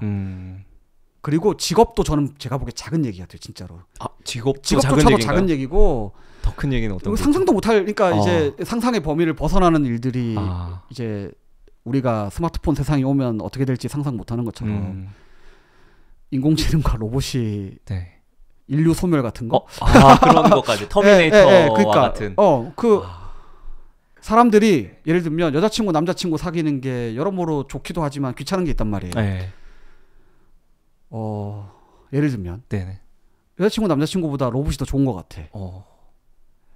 그냥 예를 들어서. 그럴 수 있죠. 예. 어떤 세상이 되는 걸까? 인류가 이제 더 이상 번식을 하지 않는. 뭐. 네. 그럴 수 있죠. 그럴 수 있을 것 같습니다. 예. 사실. 그러니까 저는 이제 직업 고민조차도 예. 좀 뭐랄까 작은 고민일 정도로 인류의 생존이 거의 걸려 있는. 네. 진지하게 고민해야 된다. 그냥 새로운 직업이 다 생기겠죠는 되게 한가한 얘기 같다. 근데 또 되게 절망스러운 거는 그럼 고민한다고 뭔 답이 나오냐. 그러게요. 절망스럽죠. 그러네요. 이게 다가올 때마다 그 변화할 때마다 팍팍팍 계속 바꿔 나가야겠네요. 어떻게든 적응을 하면서. 근데 저는 정치 완전 다 바뀔 거라고 봅니다. AI가. 그럼요. AI가 자. 네. 재밌네요. 자 보세요. 네네. 지금 어차피 네네. 전 세계 모든 문서들을 구글이 엄청나게 크롤 하잖아요. 예. 근데 이제 그거를 인공지능이 다 읽을 거예요. 그렇죠. 그럼 인공지능이 여론을 어떤 정치인보다 더 빨리 잘 파악할 거예요. 완벽하게 파악하겠네요. 그렇죠. 네. 뭐 모르겠어요. 완벽이라고 하긴 좀 그럴 수 있는데 뭐 웹문서나 게시판에 커뮤니티 글이나 유튜브에서 하는 말이나 이런 걸 보고 또는 댓글 다 보겠잖아요. 네네네. 그걸 보고 완벽하게 파악은 힘들겠지만 여론의 동향과 그쵸. 어느 쪽이 우세한지는 다 알 거잖아요. 그럼 투표 안 해도 돼요, 사실. 인공지능이 실시간으로 빨간색, 파란색 다 읽고 있고요. 이 정책을 했을 때 빨간색 사람들이 얼마나 싫어하고 파란색 사람들이 얼마나 싫어하고 이걸 다 예측도 할 수 있어요. 정확도도 점점 올라가겠네요. 그렇죠. 그러면 정치인들이 어떤 감이란 게 있을 텐데 원래. 네네네. 그리고 투표를 하잖아요. 근데 이제는 그 어떤 정치인의 감보다 인공지능이 파악한 여론이 완벽하다고 할 수는 없겠지만 훨씬 정확할 거예요. 사람보다는. 그럼 이제 인공지능한테 물어보겠죠. 야, 내가 내일부터 예를 들면 최근에 뭐 영국에서 무슨 14세 미만 황당한 뉴스가 있던데 14세 미만 현재 14세 미만은 담배를 못 피게 하는 영원히. 그러니까 14세 미만 담배를 못 피는 게 아니라 지금 14세 미만은 영원히 담배를 할아버지가 돼서도 못 피는. 그런 너무 황당해가지고 진짜 그런 게 실현 가능한 정책인가라는 그런 정책이 뉴스에 나왔더라고요. 예를 들면 그런 정책을 피려고 할 때 또는 그런 말을 한번 해보는 거예요. 그 다음에 인공지능한테 야 지금 실시간 여론이 어떻게 되는 거야? 하면은 이제 인공지능이 네. 그거 잘못 시행하시면 당이 없어집니다. 이런 걸 인공지능이 조언을 하겠죠. 그러겠네요. 그 어떤 정치인보다 보좌관보다 잘하겠죠. 투표 안 해봐도 되는 거예요. 인공지능이 아는 거예요, 그냥. 그러겠네요. 엄청 정치도 엄청 바뀔 거고. 정치는 엄청 바뀔 거라고 봅니다. 그리고 가장 또 이런 얘기 나오면 가장 그 댓글이나 채팅 반응 많이 나오는 것 중에 판사를 다 AI로 교체해야 된다. 이런 얘기가 어마무시하게 나오는데 혹시 그것에 대해서는 어떻게 생각하시나요? 일단 그 제가 이제 나름 이름이 좀 알려져 있다 보니까 인공지능으로 여러 직업의 분들이 찾아오시는데 그 중에 한 분은 진짜 판사셨어요. 진짜 판사님께서 그리고 제가 뭐 판사계는 잘 모르지만 뭐 부장 판사셨어요. 그게 좀 이제 판사 중에 레벨이 있는 거더라고요. 저 잘 모르지만. 그래서 그분이 오셔서 저한테 이제 인공지능에 대해서 이것저것 물어보셨는데 되게 선진적으로 앞서가시는 분이었는데 제가 인상 깊게 들은 얘기가 실제로 판결을 할 때 판사가 뭐랄까 판사의 생각을 가미해서 하는 판결이 얼마쯤 될까요? 어떤 본인의 가치관을 반영한다거나 사람의 가치관 뭐 이런 거를 최대한 안 하려고 하는 게 정도일 것 같고 약간 근데 어쩔 수 없이 들어가지 않을까 싶은데 되게 어렵네요 이게. 그렇죠. 일단 뭐 저 잘 모르고 하는 얘기예요. 근데 그분 말씀은 그 현직 부장 판사 말씀은 사실 사람이 또는 판사가 그러니까 생각을 해서 어떤 판단하는 뭐 그런 거 5%가 안 되고 5%가 안 되는. 그게 맞다라는 거예요 사실. 왜냐하면 거꾸로 국민 입장에서 생각해 보면 판사가 바뀌면 판결이 바뀐다고 한번 해보세요. 그러면은 판사가 바뀌면 판결이 자꾸 바뀌어. 그럼 그런 판결이 만족스러울 리가 없잖아요. 그렇죠. 그러니까 사실은 95%의 판결은 어떤 판사가 해도 똑같은 판결이 나온다는 거예요. 그래야 된다라는 거예요 차라리. 그게 그러면 95%는 인공지능이 하면 되죠. 그러네요. 나머지 5%가 남죠 일단. 근데 나머지 5%의 판단은 아까 얘기한 대로 어떤 정치적 여기서 말하는 정치란 건 어떤 나쁜 의미의 정치가 아니에요. 예를 들면 국민들이 원하는 윤리관, 가치관 이런 게 있을 거잖아요. 뭐 어떤 어려운 문제들인 거죠. 뭐 A와 B가 부딪혔을 때 또 어떤 게 있을까? 뭐 많죠 그런 거. A와 B가 부딪혔는데 뭐 누가 보면 A가 맞는 거 같고 누가 보면 B가 이런 거 맞잖아요. 그런 거 판결해야 되는 게 어려운 거잖아요. 그게 이제 나머지 5%일 거잖아요. 그러면 지금은 그게 판사 어떤 한 명 또는 그 판결 시스템에 뭐 저 잘 모르지만 무슨 법원 올라가서 뭐 대법원 가고 뭐 헌법 가고 하고 어쨌든 사람이 판결하는 거잖아요. 인공지능 1, 2, 3이 있어요. 그리고 그동안의 트랙 코드와 사람들의 이 인기 투표 뭐 이런 걸로 인공지능 1, 2, 3이 있어. 빨간 인공지능, 파란 인공지능, 초록 인공지능, 노란 인공지능 이런 게 있어. 걔네들 넷이 그냥 판결하라고 하는 게 진짜 사람보다 못할까? 그러겠네요. 근데 그러면 이게 참 그럴 것 같아요. 되게 극렬히 반대하는 사람들은 나올 것 같긴 합니다. 왜냐면 약간 데이터의 수나 약간 이런 걸로 되면 아닌가? 되게 진짜 어려운 문제네요. 이거는 진짜. 왜냐면 어차피 사람이 판결해도요. 그러네요. 생각해보면 여론을 따라갈 수밖에 없긴 하니까. 아니 여론을 따라갈 수밖에 없는 것도 있고 여론 안 따라가면 또 이제 또 뭐 문제가 되기도 하고 그쵸. 뭐 그러네요. 그리고 사람 판사마다 다른 거고 판결이. 맞아요. 그럴 바에는 인공지능한테 맡기자. 그러네요.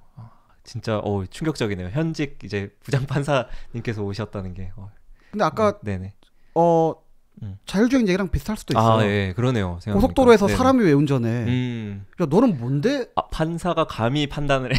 너는 사람이 판결을 한다고? 그럴 수 있겠네요. 아니, 제가 오해하지 말았으면 하는 게 인공지능이 절대 윤리, 절대 가치 이런 걸 지녔을 거라고 얘기하는 게 아니에요. 그게 아니라 반대로 오히려 빨간 인공지능, 파란 인공지능. 예를 들면 투표를 통해서 또는 어떤 당에서 뭐 어떤 정치 체계가 나와 민주주의 말고 인공민주주의가 나와 거기서 야 우리 당마다 인공지능 하나씩 대변인도 만들고 뭐 하기로 하자. 그래서 뭐 대법원에다가 뭐 헌법재판소 이런 거 보면 뭐 대통령이 앉히고 뭐 당에서 앉히고 이런 게 있거든요. 그것처럼 야 각 당에서 인공지능 하나씩 내세우기로 해. 걔네끼리 토론하고 너는 빨간 인공지능 내세우고 너는 파란 인공지능 이런 얘기를 하는 거예요. 어떤 절대 가치 이런 얘기를 하는 게 아니에요. 맞아요. 사실 그런 방향이 맞겠네요. 사실 뭐 절대 가치라는 게 있을 수가 없긴 하니까 이렇게 다 각자의 그 가치관을 내세운 인공지능들.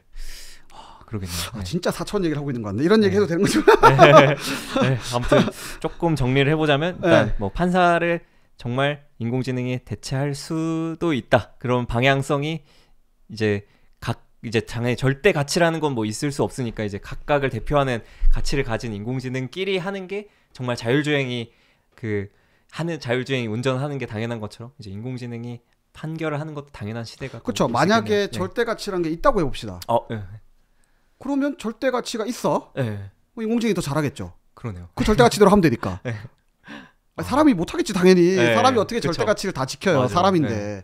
인공지능이 더 잘하겠죠. 누가 봐도 인공지능이 잘하는 거. 절대 가치가 없어. 그래도 그 인공지능이 잘하는 거죠. 완벽하네요. 무조건이네요. 그럴 수 있겠네요. 네.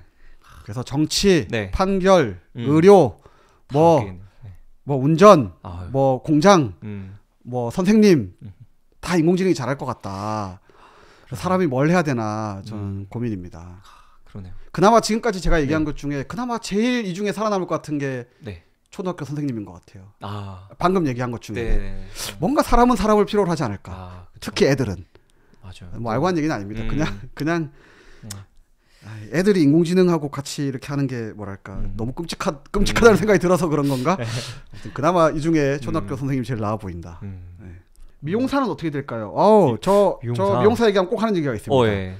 제가 한 20년 전에 미용사가 실수로 제 귀를 이렇게 가위로 이렇게 한 적이 있어요. 진짜로. 그래서 피가 난 적이 있어요.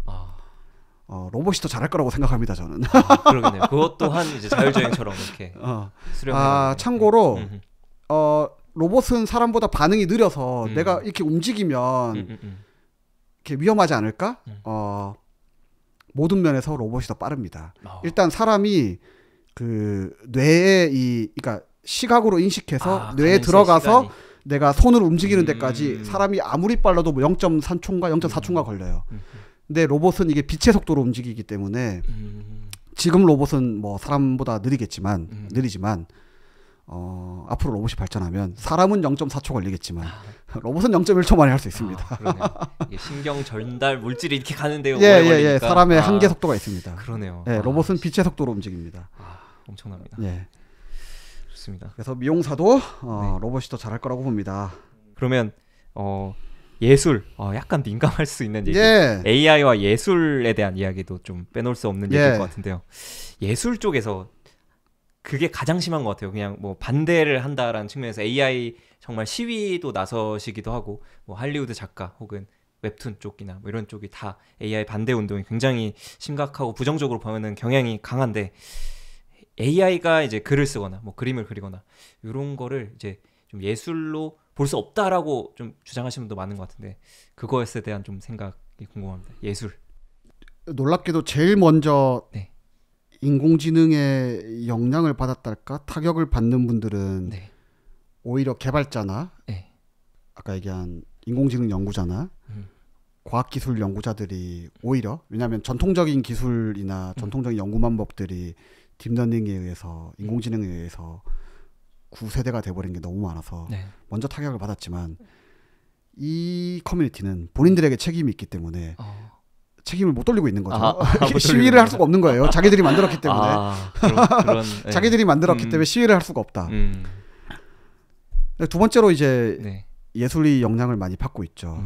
그래서 이제 다른 직업 대비해서 먼저 영향을 받으신 것도 있는 것 같고요. 예술 쪽이 실제로 제일 먼저 영향을 받았고 두 번째로는 예술 하시는 분들은 그 뭐랄까 표현하는 거가 원래 자기들 일이고 표현하는 거에 힘이 있기 때문에 또 이제 시위도 더 잘 하실 수 있는 것 같아요.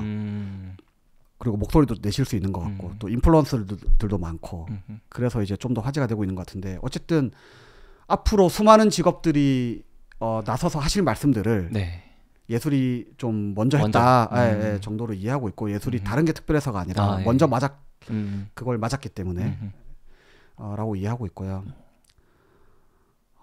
예술에 저는 두 가지 측면이 있는 것 같아요. 하나는 나를 향한 게 있어요. 참고로 제가 이런 주제들 때문에 예술이 뭔지는 모르지만 예술의 정의라는 게 뭘까 이런 걸 많이 찾아봤는데 굉장히 철학적인 주제고 합의된 게 없어요. 그러니까 뭐 예술은 원래 뭐 표현을 하는 거예요도 있고요.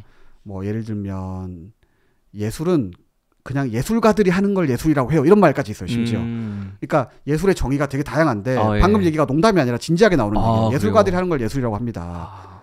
왜냐하면 예술의 정의가 너무 힘드니까. 또는 표현하는 게 예술이에요. 또는 어떤 형식을 갖춘 거를 예술이라고 해요.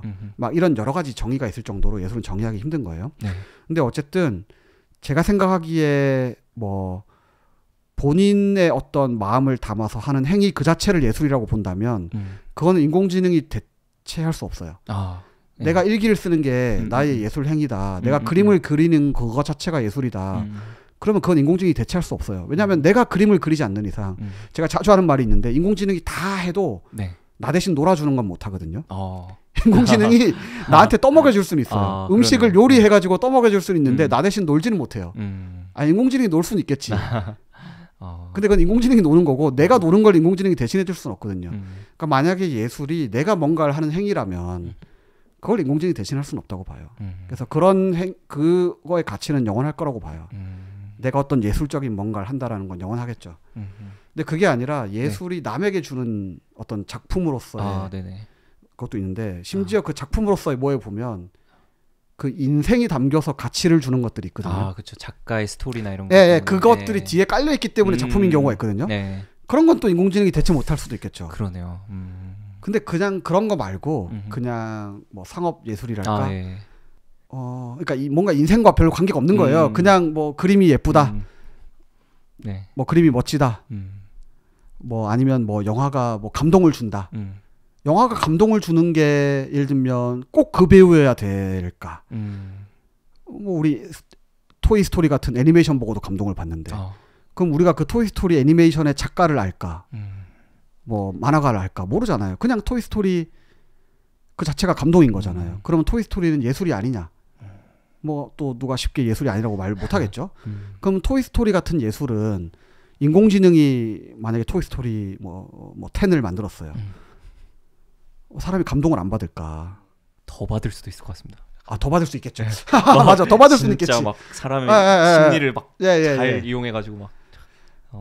토이스토리 얘기하니까 생각나는 게 참고로 아까 영화계에서도 아까 얘기한 KBS 문제 같은 게 있었어요. 토이스토리가 첫 3D 장편 영화거든요. 근데 그게 나오기까지 어떤 과정을 거쳤을까요? 영화계에서. 그 약간 맥락을 보면은 영화계 입장에서 이런 애들 장난 같은 거를 뭐 영화관에 걸 수가 있냐부터 약간 이런 얘기가 처음에 토이스토리를 만든 그 팀이 있는데 그 팀이 그 디즈니 제가 정확한 스토리가 아니에요. 디즈니였나 하여튼 어디 큰 애니메이션 스튜디오에 들고 갔어요. 우리에게 이런 기술이 있다. 3D 애니메이션. 이 기술로 우리가 장편 영화를 만들려고 하니까 투자해달라 라고 했을 때 그 사람들의 처음 반응이 뭐였냐면 CG는 영화의 효과를 내는 거지 CG로 영화를 만드는 거는 말이 안 되는 거다. 이런 거 보면 사실 인간이 다 그 비슷한 면모가 있는 것 같아요. 근데 지금은 사람들이 3D CG 영화를 보고 감동을 받잖아요. 그렇죠. 그걸 인공지능이 만들면 감동을 안 받을까. 그래서 정리해보면 예술은 저는 행위로서의 본인에게 주는 어떤 나를 향한 예술이랄까 뭐 그런 거는 영원할 거라고 봅니다. 인공지능이 나 대신 놀아줄 수 없기 때문에. 근데 그리고 어떤 그 사람의 백그라운드 인생이 담겨 있는 어떤 것들 그거가 가치가 있는 거 또 대체할 수 없을 거라고 봅니다. 근데 그게 아닌 다른 그 외의 예술 어떤 누가 했는지 모르겠지만 그냥 예술은 인공지능이 다 대체할 수 있지 않을까. 좋습니다. 그러면은 이제 여기서 예술 쪽에서 가장 많이 이제 시위를 하거나 뭔가 하거나 할 때 좀 문제를 삼는 부분이 저작권에 대한 부분이 큰 것 같습니다. 그래서 저작권에 대한 논란이 굉장히 큰 상황인데요.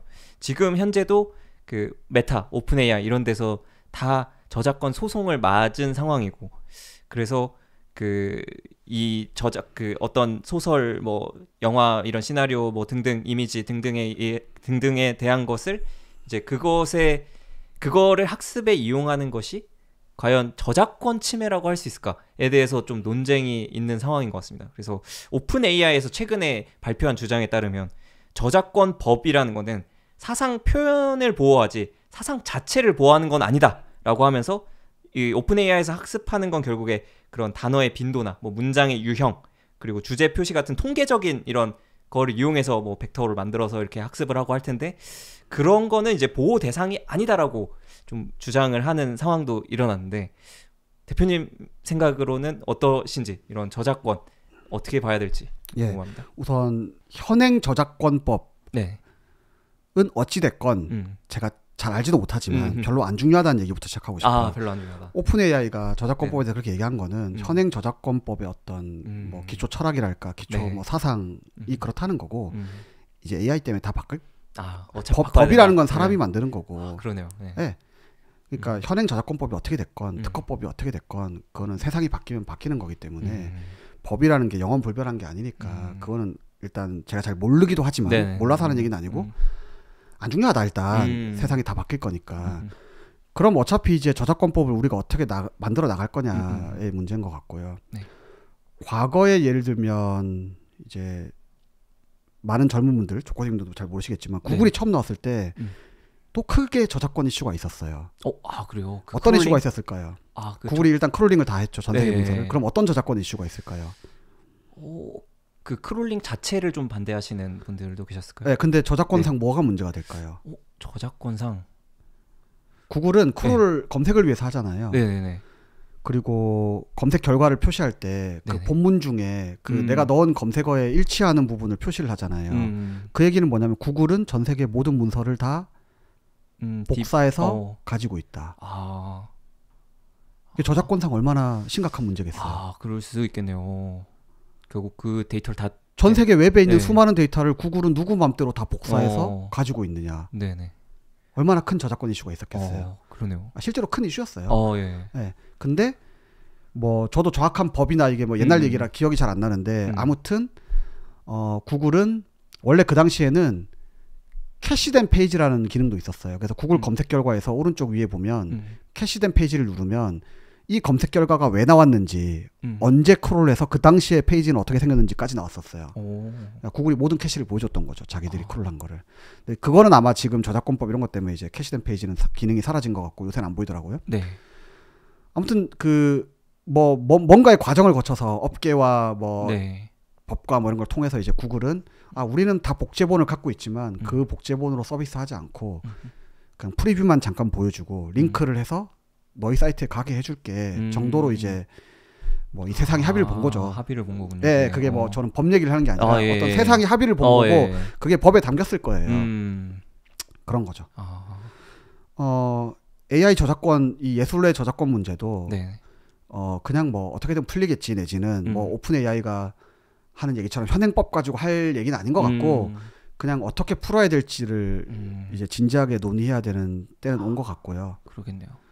근데 제가 생각하기에는 예를 들면 구글에 대한 그 판단은 지금 와서 보면 잘 한 거죠. 이 세상이 구글 때문에 얼마나 편해졌어요.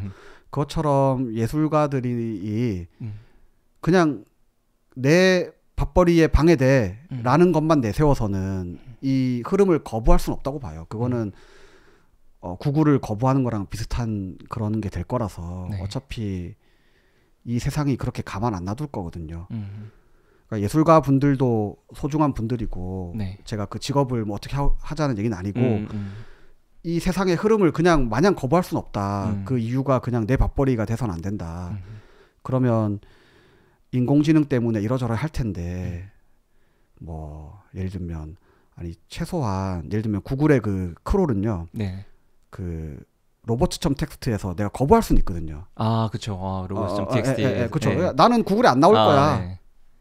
구글에 안 나오는 대신에 내 페이지 크롤해 가지 마. 뭐 이런 어떤 장치가 있는 거죠. 그것처럼 뭐 예를 들면 나는 뭐 이런 저런 거에서 배제될 건데 대신에 내 거 학습하지 마. 뭐라든지. 또는 뭐 예를 들면 유튜버시니까 잘 아시겠지만 원래 유튜브도 음악 저작권 이런 문제가 되게 심각했어요. 사람들이 아무 음악이나 막 유튜브에 올리고 이랬잖아요. 근데 요즘에는 음악 저작권 갖고 있는 사람들이 유튜브에 올라오는 거 좋아하잖아요. 자기네 수익을 가져가고. 네, 왜냐하면 유튜브가 알아서 인식한 다음에 수익 분배해 주잖아요. 뭐 여러 가지 푸는 방식이 있겠죠. 아무튼 그래서 그냥 막 예술가들이 뭐 기술을 반대하는 거니까 뭐 예술가들이 잘못하고 있어 이렇게 생각해서도 안 되는 것 같고요. 그다음에 또 예술가들이 뭐 그냥 막 AI를 반대한다고 우리 밥벌이 때문에 반대한다고 막을 수 있는 것도 아니라고 보고요. 유튜브를 막을 수 없고 구글을 막을 수 없는 것처럼 네. 인공지능하고 뭔가 예술가들 그리고 이 세상과 뭔가 이렇게 합의할 수 있는 게 있겠죠. 그리고 거기에 AI 업체들은 협조해야 되는 거고 예술가들도 거부만 할 수는 없는 걸 테고 저작권도 그렇게 AI 예술 저작권도 풀릴 거라고 봅니다. 저도 되게 대표님 말씀이 되게 공감이 많이 되네요. 그럴 거 같고 과거 사례가 있었다는 게 저는 몰랐는데 구글에 그런 크롤링 이슈가 있었다라는 거를 잘 모르고 있었는데 되게 좋은 선례인 것 같고 그거를 좀 응용해서 해결할 수도 있지 않을까 그런 생각도 드네요. 네. 처음에 그게 얼마나 큰 이슈였겠어요. 그러니까요. 약간 상상을 못했어요. 인터넷이 구글 것도 아닌데 니들은 왜 네 맘대로 다 크롤해 가냐. 그러네요. 뭔가 실제로 근데 작가 연합은 최근에 뭔가 합의에 이르렀다고 들어가지고 그 할리우드 작가 그래서 그런 식으로 아마 합의들이 조금씩 일어나지 않을까. 좋습니다. 그러면은 이거 또 가장 이런 분쟁에 있어서 댓글에 가장 많이 달리는 이야기 중에 하나인데 그 생성 AI가 학습하는 게 요거 그 생성 AI가 학습하고 뭔가를 생성하는 것이 그 어떤 쪽에서는 짜집기다라는 얘기가 많아서 짜집기가 아니라 정말 인간이 레퍼런스를 보고 영감을 받아서 어떤 작품을 만드는 거는 지금 현재 규제가 없는 것처럼 그런 거의 일종이다. 즉 그런 생성 AI가 생성해내는 뭐 그림, 시 이런 거는 다 인간이 학습한 것처럼 이렇게 영감을 받아서 하는 거랑 유사한 거다라고 보는 시각들이 많이 달리는데 그런 거에 대해서는 어떻게 생각하실까요? 그림 말고 언어 모델로 보면 그 랭귀지 모델에 대해서 통계적 앵무새라는 그 비판이 있고 그거는 그냥 인터넷에서 본 말들을 인공지능이 그냥 똑같이 내뱉을 뿐이다. 근데 인공지능의 학습 원리를 보면 통계적 앵무새란 말이 그렇게 틀린 말은 아니에요. 그냥 그 랭귀지 모델이건 생성 뭐 이미지 모델이건 뭐건 간에 다 외우라고 시키는 거거든요. 그 겐에 지금은 생성 모델이 디퓨전을 더 많이 쓰지만 예전에 이제 제일 잘 나가던 게 겐이 있고 그 겐을 만든 이안 굿펠로우라는 분이 이제 역시나 그분도 본인이 겐을 만들었지만 겐이 얼마나 신기한 건지 이제 설명하는 과정을 보면 겐은 정말 신기하다. 왜 그러냐면 사실 겐을 학습할 때 시키는 거는 외우라고 시키는 것밖에 없다. 근데 랭귀지 모델도 마찬가지예요. 랭귀지 모델에게 우리가 학습할 때 시키는 거는 그냥 외우라고 시키는 거예요. 사실은 이 단어 뒤에는 저 단어가 나온다고 시키는 거예요. 그래서 그 언어 모델은 통계적 앵무새라고 할 수 있고 생성 이미지 모델은 뭐 통계적 뭐라고 할까? 하여튼 그림 그리는 녀석인 거예요. 그렇게 보면 뭐 짜집기라고 할 수도 있고 그냥 외운 거라고 할 수도 있어요. 근데 신기한 게 얘는 너무 그림도 창의적으로도 잘 그리고 외워서 그리는 것도 종종 있긴 해요. 뭐 어떤 거는 인터넷에 있는 사진이랑 막 똑같이 그리기도 해서 문제가 되긴 해요. 그래서 뭐 이게 칼로 가르는 것처럼 그냥 짜집기에 불과하다. 짜집기다. 아니면 뭐 아니다. 다 창의적인 거다. 둘 다 좀 어폐가 있다고 봐요. 그러니까 다 창의적인 거냐 하면 그런 거 아니고 진짜 외워서 외운 거 똑같이 내는 경우들도 있고 그다음에 그냥 짜집기라고 하기에는 창의적인 것들도 많고 그러니까 뭐 어느 하나가 흑백으로 할 수 있는 얘기는 아닌 것 같고 그건 이제 인공지능의 학습 원리를 아시는 분들은 그렇게 쉽게 얘기할 수 없다라는 거를 알고 계실 것 같고 어쨌든 학습시킬 때 보면 그냥 외우라고 시킨다. 하지만 그 외운 결과는 대단히 창의적이고 그냥 외운 것 같지 않다. 이해하고 하는 말 같고 이해하고 그리는 것 같다.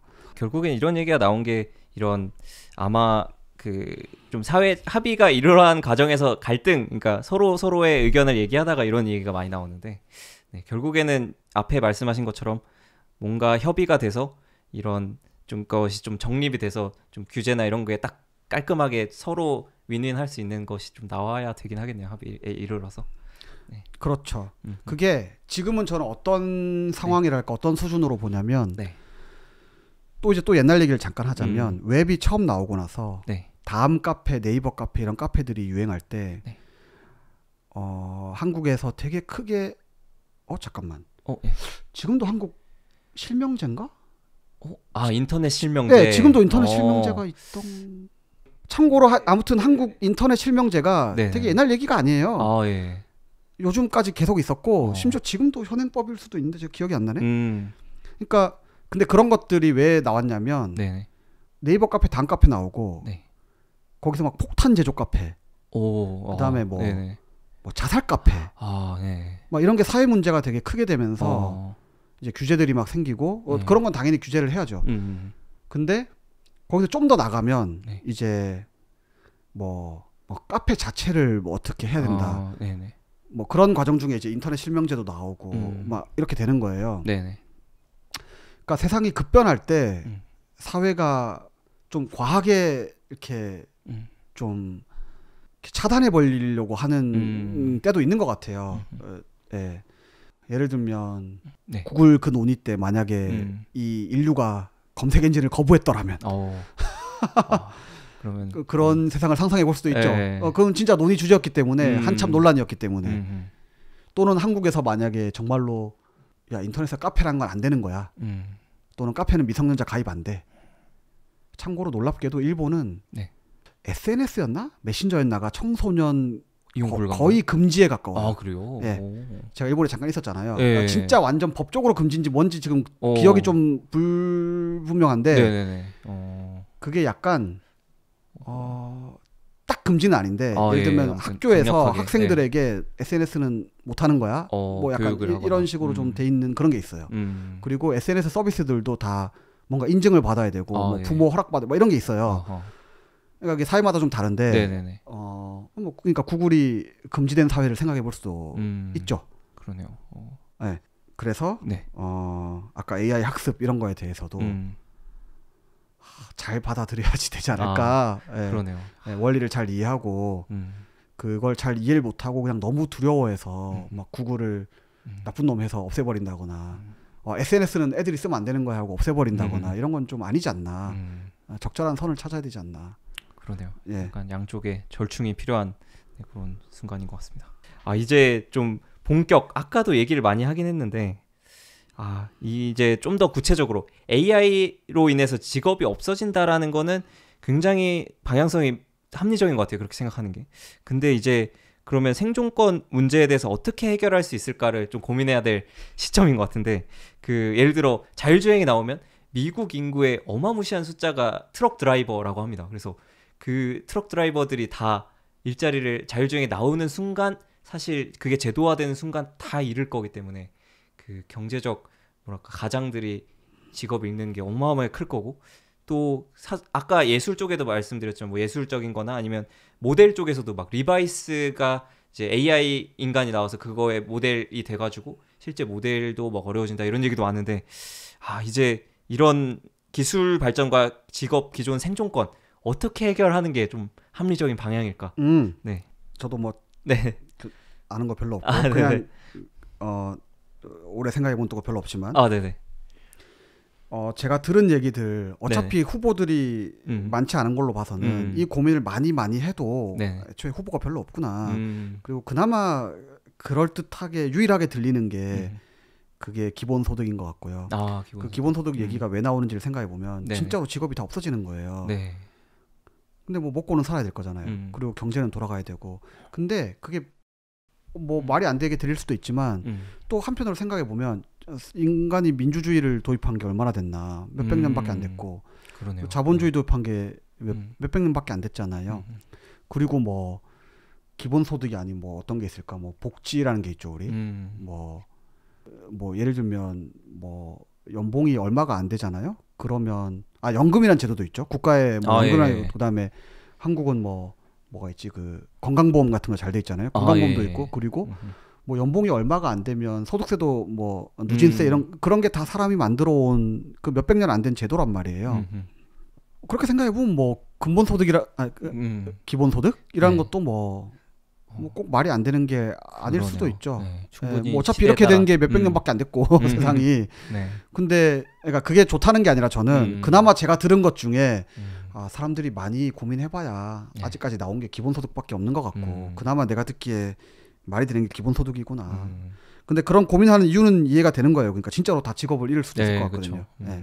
그래서 이런 샘 알트만 이런 분도 다 기본소득 이런 걸 주장하고 그리고 또 하나는 어떤 거대 기업이나 정말 거대 권력자가 나타나서 막 이 세상을 지배하지 않을까 막 이런 생각도 있는데 저는 사람이 어쨌든 사람에게서 가치를 느끼는 그 마음은 설마 없어지지 않겠죠? 아, 사람이 네. 인공지능보다는 로봇보다는 그래도 사람을 좀 더 가치 있게 생각하는 것마저 없어지면 어떻게 될지 모르겠지만 그게 없어지지 않는 이상은 사람은 사람을 존중할 거란 말이에요. 사람을 가치 있게 생각하고 그러면 그렇게 어떤 한 사람이 이 세상을 지배하고 인공지능을 통해서 막 지배를 하고 이런 세상이 올 거라고 생각은 안 돼요. 그거는 어떤 인류 역사를 보면 어떤 뭐 세상이든 간에 무너지게 돼 있거든요. 그 근본적으로 여러 사람들이 싫어하기 때문이잖아요. 뭐 어떤 왕정이 뭐가 잘못되면 이렇게 어쨌든 혁명이 일어나고 그러니까 사람이 사람을 존중하는 이상 그렇게 될 거라고 저는 안 믿고 생각을 안 하고 싶습니다. 좋습니다. 이거 좋은 질문입니다. 어떤 직업이 없어지면 인간은 뭐 가치가 어디서 나올까? 맞아요. 뭐 존재감을 어디서 느낄까? 근데 이게 되게 재밌는 질문이에요. 예를 들면 이런 거예요. 사람들은 아주 많은 사람들은 월요병을 겪고 있고 공부하기도 싫고 일하기도 싫단 말이에요. 놀고 싶잖아. 그게 많은 사람들의 솔직한 마음. 돈 많이 벌면 뭐 빨리 뭐라 그러죠? 뭐 플렉스 파이어 이런 거 은퇴하고 놀겠다. 하고 싶잖아요. 근데 또 직업을 잃을 걱정을 한단 말이에요. 이게 참 모순적인데 그게 저는 그 원래 일이라는 게 두 가지 의미를 지녀요. 하나는 밥벌이 수단, 그러니까 돈 버는 수단으로서의 일이 있고요. 또 하나는 옛날에 귀족들 그리스 로마 시대 귀족들 어떤 일을 했을까? 그게 좀 상상이 좀 안 되면 중세 시대에 과학자들은 다 귀족들이란 말이에요. 그럼 걔네들은 과학을 했어야 돼서 한 걸까? 돈이 더 필요해서 과학을 했나 수학을 했나? 일단 돈이 되는 것도 아니었고 돈이 더 필요한 것도 아니고 귀족들이 근데 일을 했다. 그 당시에 과학이나 수학은 아마 그분들에게는 일이 아니었을 것 같아요. 약간 놀이 취미 뭐 놀이나 취미나 뭐 신에게 봉사하는 거나 뭐 여러 가지 의미가 있었겠죠. 제가 그 사람들 마음을 잘 모르겠지만 그래서 사람은 참 일하기 싫어하지만 또 일에서 과연 정말 그러니까 그 두 가지 의미의 일이 있는데 일에서 존재 의미를 찾는다. 그럼 아까 그 과학자나 수학자들은 일에서 존재 의미를 찾았다고 할 수도 있을 것 같아요. 근데 그거는 밥벌이로서의 일은 아니었을 수도 있겠죠. 그리고 저는 또 현재 경제 시스템상 예를 들면 전업주부가 경제적 보상을 받진 않잖아요. 집에서 내가 설거지하고 뭐 애 키우는데 경제적 보상을 받진 않단 말이에요. 근데 그건 현재 경제 시스템이 그래서 그런 거지. 일이라고 보면 일이잖아요. 애 키우는 일을 하고 있는 거죠. 얼마나 가치 있는 일이에요. 그 일에서 또 얼마나 큰 보람을 느낄 수 있을 거며 그러니까 일을 뭐라고 생각하느냐에 따라서 저는 이제 한편으로 동의되는 거는 사람은 일을 안 하고는 못 산다고 생각하거든요. 그러니까 일이라는 게 없어지면 사람은 존재감을 잃을 수도 있다고 보긴 해요. 제가 아까 얘기한 대로 저 백수를 좀 해보니까 저는 계속 노는 건 못 하거든요. 노는 것도 능력이에요. 잘 노시는 분들은 계속 놀 수 있을 것 같은데 부러워. 평생 놀면 얼마나 좋을까. 근데 저는 그런 사람은 아닌 것 같고 노는 것도 능력이라고 봅니다. 그러면 직업을 잃으면 존재감을 잃을 수 있느냐? 그건 아닌 것 같아요. 근데 직업과 일은 좀 다른 것 같거든요. 그러니까 직업은 없더라도 일은 계속 할 것 같고요. 일을 안 하면 존재감을 잃을 수 있을 것 같긴 해요. 그러면은 계속 노는 사람은 잘 놀기 위해서 일을 하고 있는 거 아닐까? 파티를 열어야 되잖아요. 그러네요. 그것 또한 일로 볼 수도 있는 중세시대의 과학과 같은 파티 여는 일을 하고 있지 않을까? 그러네요. 그냥 마냥 놀 수 있을까 진짜로? 그러네요. 약간 저는 오히려 그렇게 생각하면 되게 유토피아적으로 생각할 수 있을 것 같기도 해요. 왜냐하면 각자가 그러면 정말 취미처럼 생각하는 자기가 좋아하는 일 쪽으로 다 바뀌어가지고 하지 않을까. 그럼 되게 유토피아적인 세상이 올 수 있다라고 바라볼 수도 있을 것 같네요. 좋습니다. 제가 좋아하는 드라마 중에 그 스타트rek이 스타트rek에 나오는 미래상이 돈이 없어요 기본적으로. 하지만 스타트렉 사람들은 다 일을 하고 있어요. 그러니까 돈이 없지만 일을 다 한다. 다 자기가 뭐 하고 있는지 보면 전쟁하고 정치하고 놀고 그렇군요. 돈이 없어도 정치와 놀이와 전쟁은 하더라. 좋습니다. 되게 좋은 질문이어서 되게 재밌는 주제였던 것 같습니다. 네, 그러면은 이제 또 후딱 또 다음으로 넘어가자면 이제 그 기본 소득에 대해서 이제 얘기가 나오면 가장 그 대표적인 게 샘 알트만이 뭐 월드코인 이런 것도 주장해서 실제로 월드코인도 막 열심히 홍보하고 하시던데 좀 월드코인이나 이런 기본소득 이런 쪽으로 좀 의견을 또 여쭙고 싶습니다. 그래서 기본소득은 네네. 방금까지 말씀드린 대로 네네. 그동안 들어본 대안 중에 그러니까 직업이 없어질 건 확실하다기보다는 네. 아까도 말씀드린 대로 나이브하게 그냥 새 직업이 생길 거야로 얘기하기에는 직업이 정말 없어질 가능성이 있기 때문에 대비를 하긴 해야 되고 그것 중에 기본소득이 그나마 좀 제일 말이 되는 것 같다라는 생각은 들고요. 월드코인을 비롯해서 여러 코인들은 네. 제가 여러 번 이해해 보려고 시도를 했어요. 이해가 안 가기 때문에 제가 의견을 드리기가 어렵고 네. 하지만 샘 알트만 같이 네. 훌륭하고 똑똑한 사람이 하고 있는 거면 뭔가 있지 않을까라는 정도의 생각은 있지만 제가 이해하고 있지는 않습니다. 좋습니다. 네, 그러면은 네. 이제 그 다음에 이제 AGI에 대한 또 의견을 여쭙고 싶은데요. AGI 과연 언제쯤 올까요? 좀 대표님의 생각은. AGI도 참고로 네네. 그 정의를 찾아보면 네. 뭐 일반 인공지능인데 이제 말은 그러니까 다양한 분야를 사람만큼 한다. 네. 뭐 다양한 분야 사람보다 잘한다. 또는 뭐 자가 발전할 정도로 자기가 자기를 개선, 재기 개선 뭐 이런 말을 쓰는데 네. 인공지능이 인공지능을 만드는 거죠. 터미네이터 영화에 나오는 뭐 여러 가지 정의가 있어요. 사람마다 어떤 정의를 놓고 AGI를 얘기하느냐에 따라 달라요. 근데 저는 뭐 이렇다 저렇다 뭐 제가 뭐 정의할 사람도 아니고 근데 어쨌든 웬만한 분야를 사람만큼 한다 정도의 그 제일 그 제너럴 인텔리전스라는 말에 네네. 제일 맞는 어떤 좀 담백한 정의에 맞게 그냥 웬만한 분야를 사람만큼 잘한다는 전 길어도 10년이라고 봅니다. 길어도 10년. 네. 확실히 그 최근에 그 소프트뱅크 손정희 회장도 10년 안에 올 것하고 되게 강조를 하시는데 여기서 웬만한 분야 사람보다 잘한다는 거는 웬만한 분야 그 직업군이 있을 거잖아요. 네. 그 직업군의 상위 1%의 어떤 창의력이랄까 뭐 하여튼 좀 그냥 실력이 좋다 이런 거는 무조건 인공지능이 더 잘할 거고요. 예. 뭐 그 의사가 됐건 뭐가 됐건 뭐 그냥 실력 면에서는 무조건 인공지능이 잘하기 때문에 그걸 이길 사람은 없고요. 영명이고 어떤 직업이건 간에 그게 아니라 어떤 인간의 뭔가 뛰어난 면이 뭐가 있을지 잘 모르겠는데 네. 제가 방금 창의력이라고 얘기해놓고도 창의력은 아닐 것 같고 뭐가 있는지 모르겠어요. 그 뭔가가 뭐 1%건 0.1%건 있을 수 있다 치면 그걸 제외한 적어도 모든 직업의 99.9%의 사람들의 실력보다는 인공지능과 로봇이 그게 지능적인 게 됐건 감성적인 게 됐건 하드웨어적인 게 됐건 물리적인 게 됐건 뭐가 됐건 사람보다 다 잘할 날이 10년 10년이 올 거기 때문에 그렇게 생각합니다. 진짜. 네. 자, 이런 논의가 필요할 시기네요. 진짜 10년 앞으로 다가왔으니. 네, 사실 이미 늦었죠. 근데 이미 늦었는데 뭐 논의한다고 무슨 답이 나오냐부터. 네. 그러네요. 네.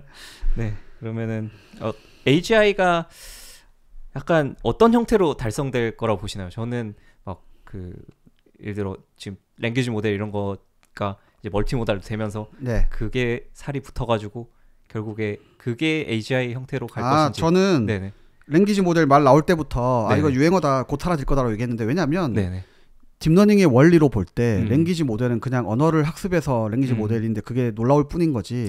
사실 기본적으로 멀티모달이 안 될 이유가 없었고 그래서 이제 바로 이제 라지 멀티모달 모델 이런 말 LMM이 나오고 있는데 얘기가 근데 그것도 제가 보기에는 뭐랄까 좀 너무 기술적인 용어예요. 그냥 좀 한 몇 년 지나고 나면 그냥 인공지능이라고 할 거예요. 사람들이 담백하게.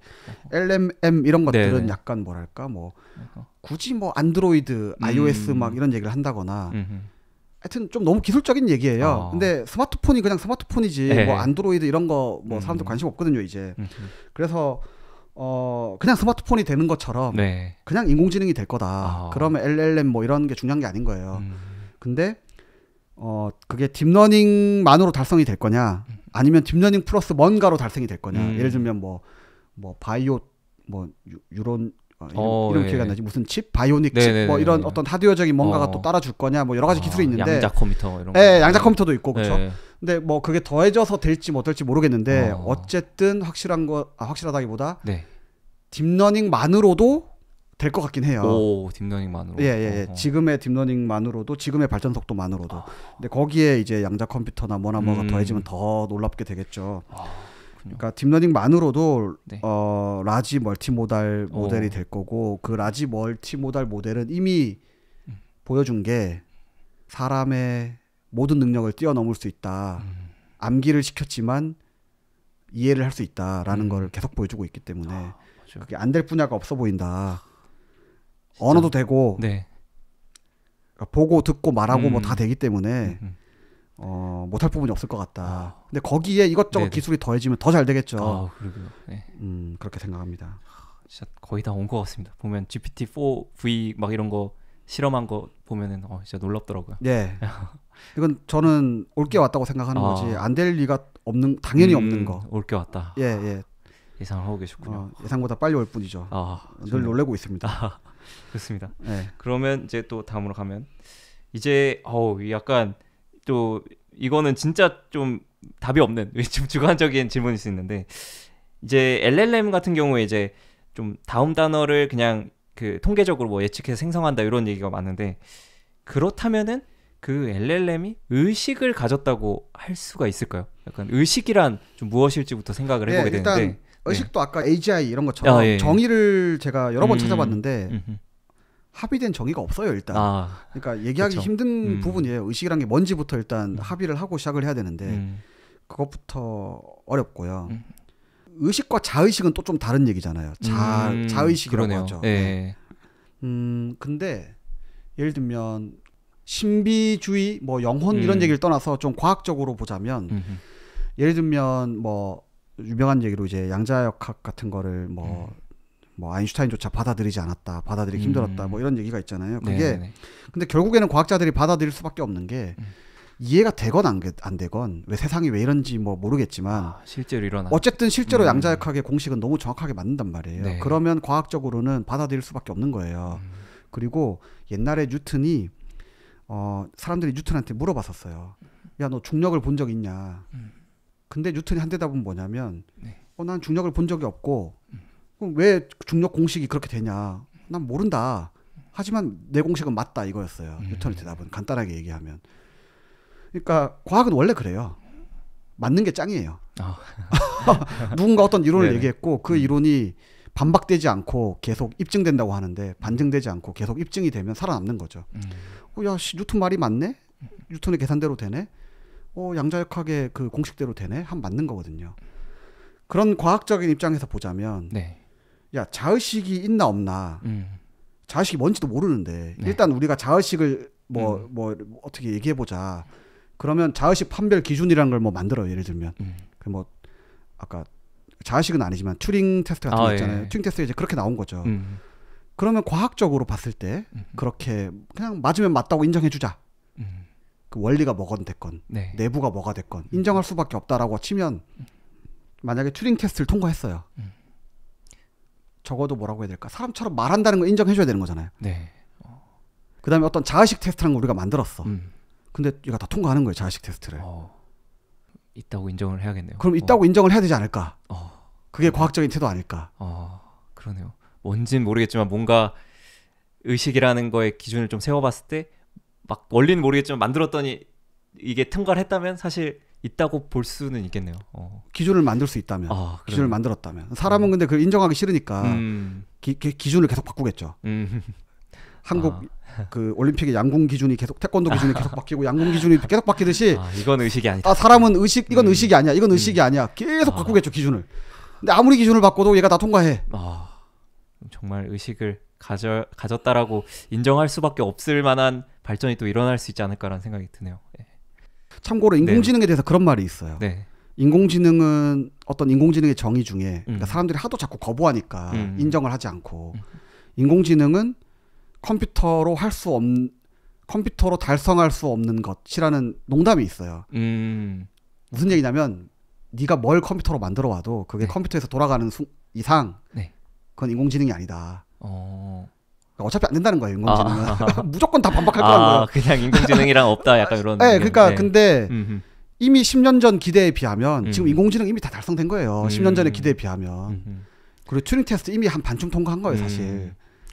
맞아요. 실제로 막 기준에 따라 그 뭐 유진 구스만인가 그 막 14년도에 통과했다고. 근데 사람들은 이미 계속 거부하고 있는 거죠. 근데 이게 언젠가 거부 못할 날이 올 거란 말이에요. 그러겠네요. 다음 질문이랑 좀 이어질 것 같은데, 이제 그렇게 되면은 이제 되게 인간의 윤리와도 맞닿을 수 있는 것 같은데, 이렇게 우리가 뭔가를 만들었더니 그 기준은 딱히 뭐 정할 수는 없겠지만 의식이라고 이제 다수가 동의할 정도의 그 의식이 생겨버리게 되면 다수가 동의하는 의식이 생겼어. 네, 생겨버려서 그걸 그냥 이렇게 쉽사리 만들 수 있게 되면 와. 그거를 스위치를 끄면은 생명을 의식을 죽이는 행위, 살해 행위가 될 수도 있지 않을까. 일단 생각하기 싫고요. 너무 네. 끔찍해서. 네. 근데 저는 그거보다 먼저 올 세상이 생각나는 게 하나가 있어요. 네, 어떤 거? 우리가 소와 돼지의 말을 이해하게 될 날이 저는 얼마 안 남았다고 봐요. 소와 돼지가 뭔가 언어가 있는 건 확실하거든요. 그거는 이제 생물학자들의 네네네. 생태학자들의 얘기를 들어보면 걔네들 언어가 있어요. 그러니까 사람만 이 입으로 말을 해서 그렇지 언어가 있어요. 그리고 침팬지들한테 언어를 가르치면 걔가 어떤 식으로 하더라? 아무튼 침팬지가 언어 뭐 몇 단어를 이렇게 구사를 할 수 있어요. 그 말을 못해서 그렇지. 그러니까 이 혀가 없어서 뭐 사람처럼 말을 못해서 그렇지 구사를 해요, 뭔가. 그러니까 동물들에게는 언어 능력이 있어요. 그리고 그거를 이제 딥러닝이 학습해서 소와 돼지의 언어를 이해할 거예요. 그러겠네요. 저는 그 세상이 좀 더 빨리 올 것 같은데 로봇에게 자의식이 생기는 것보다는 자의식이 생긴다기보다 자의식을 우리가 인정하기보다는 일단 로봇에게 자의식이 있네 마네 막 논쟁을 하기 전에 소와 돼지는 자의식이 있을 거잖아요. 그렇죠. 그거는 아닌가? 지금 소와 돼지가 자의식은 모르겠다. 의식은 있을 거잖아요. 그렇죠. 네. 자의식의 기준이 있더라고요. 뭐 거울에 나를 있나요? 구분한다던가 뭐 그런 그래요? 기준이 있어요. 그래서 뭐 원숭이인가 침팬지가 뭐 네네네. 거울을 보고 그게 난지 이해하면 남인지 뭐 구분을 하네 못하네 뭐 이런 얘기가 있는데 정확하게 기억이 안 나요. 아무튼 자의식 말고 자의식이라는 거에 대한 어떤 기준이 그런 게 있어요. 그게 걔가 거울을 보면 그게 자기라는 거를 뭐 모른다던가 잘 모르겠어요. 기억이 안 나요. 아무튼 그런 얘기가 있어요. 그 자의식에 대한. 아무튼 뭐 자의식은 모르겠고 그 동물들도 슬퍼할 거잖아요. 죽기 싫을 거잖아. 그렇죠. 맞아요. 근데 내가 동물들이 슬퍼할 걸 아는데 내가 소를 잡아먹고 있어. 돼지를 잡아먹고 있어. 참고로 저 뭐 채식주의자라서 이런 얘기하는 거 아니고 저 소고기, 돼지고기 엄청 좋아하고요. 근데 얘네들이 말을 해. 제발 나 좀 잡아먹지 말아주세요, 인간들. 이런 얘기를 해. 우리가 먹을 수 있을까? 그게 로봇 그것보다는 좀 빨리 올 것 같습니다. 채식주의자들이 되게 급격하게 늘는 계기가 될 수도 있겠네요. 그렇게 되면. 그래서 저는 그 뭐지 인공육인가? 네네네. 그게 고기랑 비슷한 말이 배양육. 배양육. 그게 이제 슬슬 제대로 된 맛이 나고 있다던데. 그게 올라올 수 있겠네요. 그럴 수 있다고 봅니다. 그렇겠네요. 왜냐면 저도 소나 돼지가 말하기 시작하면 그거 먹을 수 있나 약간 이런 모르겠어요. 안 겪어봐서. 그러네요. 아무튼 되게 심오한. 로봇이 제발 저 좀 끄지 말아주세요. 이런 얘기 막 그 눈물을 흘리고 그러면 끌 수 있나? 그러면 제가 봤을 때 그 무슨 인권 운동처럼 약간 로봇권 운동이 또 일어나지 않을까? 무서운 세상이 되겠네요. 네, 좋습니다. 그 다음에 이제 그 시뮬레이션에 대한 좀 이야기를 해보고 싶은데요. 요거 요즘에 약간 되게 인기인데 요즘 제가 최근에 올린 영상 중에도 그 GPT를 심어놓은 이제 게임 안에서 이제 시민들이랑 이렇게 대화를 하는 걸 해봤는데 실제로 정말 사람을 대하는 것처럼 대화를 할 수 있고 제가 너는 이게 지금 시뮬레이션 게임 속에 있는 걸 아니? 라고 물어봤을 때 무슨 소리 하는 거야? 난 지금 여기 뉴욕시리 지금 현실에 살고 있는데 뭔 헛소리야 라고 대답하는 그런 장면들을 보면서 그게 되게 화제가 되고 뭐 다른 심지어 일론 머스크도 이 세상이 시뮬레이션이 아닐 확률은 10억 분의 1 이하다 뭐 이런 얘기를 할 정도로 미래에 정말 세상이 발달하고 기술이 계속 발달하면 그 시뮬레이션을 위해서 그 현재 세상과 같은 비슷한 시뮬레이션을 무한히 생성할 수 있을 것이고 그렇다면 우리도 그 시뮬레이션 중에 하나라는 것이 되게 합당한 이야기인 것 같다. 이런 주장들이 요즘에 굉장히 많이 나오고 있는데요. 그것에 대한 좀 대표님의 의견도 좀 궁금합니다. 네. 어차피 제가 모르는 헛소리라고 이해해 주시고 네. 얼마나 헛소리냐면 제가 어릴 때 초등학생 때 아직도 기억하는 게 집신벌레 혹시 이런 거 교과서에서 본 기억나세요? 그런 거 보면은 저는 집신벌레 안에 우주가 있는 것 같네? 우주? 그 집신벌레 사진 같은 거 집신벌레가 아니었나? 집신벌레가 어떻게 무슨 생겼죠? 네네. 아니 뭐 교과서에 보면 어쨌든 이렇게 뭐 세포 이런 걸 보면 그 안에 꼭 우주가 있을 것 같아요. 그 사진이 꼭 우주 같아요. 그 은하가 보이는 것 같기도 하고. 그러면 그 안에 또 우리는 집신벌레 안에 살고 있나 뭐 이런 생각을 전 약간 어릴 때 좀 했었거든요. 네. 그 수준에서 제가 발전한 게 없어서 오늘 얘기하는 것들은 다 헛소리긴 한데 제가 이해되는 말 중에 그런 건 있어요. 뭐 저만 신기했던 게 아닌 게 노벨상 받으신 뭐 물리학자 이런 분들 중에서도 왜 이렇게 물리 법칙들은 그 수식으로 잘 표현이 되나. 예를 들면 양자역학도 수식으로 표현이 되고 많은 물리 법칙들 예를 들면 E는 MC 스퀘어도 그렇고 뭐 F는 MA도 그렇고 다 이게 수식으로 표현이 되잖아요. 이게 좀 우리는 물리를 수학으로 배워서 그냥 당연한가 싶지만 노벨상 받은 물리학자들이 보기에도 이게 그렇게 단순한 문제가 아니라는 거, 당연하지 않다라는 거예요. 왜 그렇게 이 세상은 단순한 수학 법칙으로 수식으로 표현이 될까? 저도 좀 그게 늘 신기하긴 했었거든요. 근데 그게 나의 헛생각인가 생각했는데 꼭 그렇진 않은 것 같더라고요. 그래서 이제 얘기가 나오는 게 이제 사실 알고 보면 이 세상이 수로 설명이 되는 게 아니라 또는 수식으로 설명이 되는 게 아니라 그냥 이 세상 자체가 수야. 라는 얘기가 있어요. 그게 Mathematical Universe라고 그게 이제 맥스 태그마크가 하는 얘기인데 그 시뮬레이션 우주 이론 중에도 여러 가지 버전이 있어요. 그 뭐 양자역학으로 얘기하는 버전의 얘기가 있고 그거는 뭐 이러저러 해서 해보면 뭐 평행 우주가 뭐 이런 얘기가 있고 그 다음에 이 세상은 어차피 수기 때문에 뭐 어차피 다 시뮬레이션이야 이런 얘기가 있는데 그 중에서 그나마 제가 제일 잘 이해하는 얘기는 이상하게 이 세상은 다 그 수식으로 많이 설명이 되네. 근데 그 중에서 제가 딥러닝을 하다 보니까 더 놀라운 게 사람의 언어도 컴퓨터는 계산기잖아요. 사람의 언어도 과연 계산할 수 있을까? 이게 계산으로 되는 걸까? 근데 이제 컴퓨터가 말 같은 말을 한단 말이에요. 계산으로 된다는 얘기였죠. 뭐 예술적으로 보이는 걸 할 수 있을까 했는데 한단 말이에요. 계산기가. 그러니까 그러면서 저는 그걸 이제 더 좀 진지하게 생각하게 됐죠. 컴퓨터로 못하는 게 없나? 컴퓨터로 못하는 게 없다라는 얘기는 아까 AGI는 저는 될 거라고 생각했잖아요. 그러면 컴퓨터로 못하는 게 없다는 생각이 드는 거예요. 그러면 컴퓨터는 계산기란 말이에요. 야, 계산으로 못하는 게 없나? 그렇게. 그렇죠. 그러면 이 세상은 다 수인가 진짜로? 그러니까 양자역학도 다 이게 수식으로 나오고 뭐 뉴턴도 뭐 아인슈타인도 다 수식으로 얘기하는 거였구나.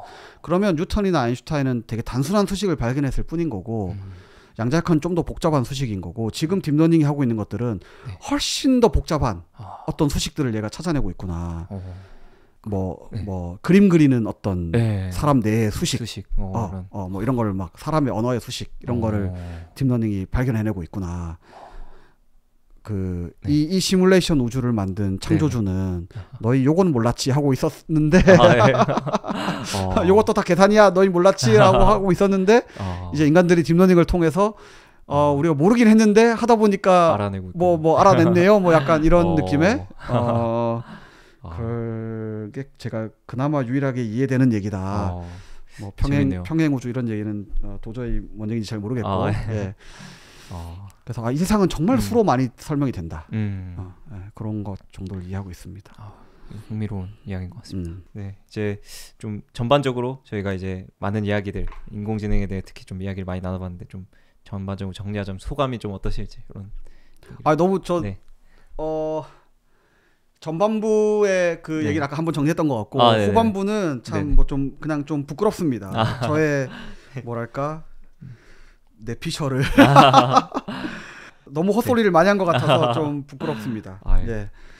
그래도 되게 이런 좀 업계 리더들의 의견이 어떨까에 대해서 굉장히 이렇게 지금 180분 가까이 궁금해가지고 많이들 보고 계시고 들어주셔서 진짜 감사드립니다. 굉장히 저도 너무 인상 깊게 잘 들었고 많은 인사이트를 좀 얻을 수 있었던 것 같습니다. 조코딩 뭐 팟캐스트요. 팟캐스트에 라이브로 초대해 주셔서 너무 감사했고 저도 너무 감사합니다. 1회로 나와서 영광이고요. 제가 역할을 해서 잘 앞으로 승승장구하는데 출발이 있었길 바랍니다. 아, 너무 감사합니다. 네. 네, 덕분에 너무 좋은 팟캐스트였습니다.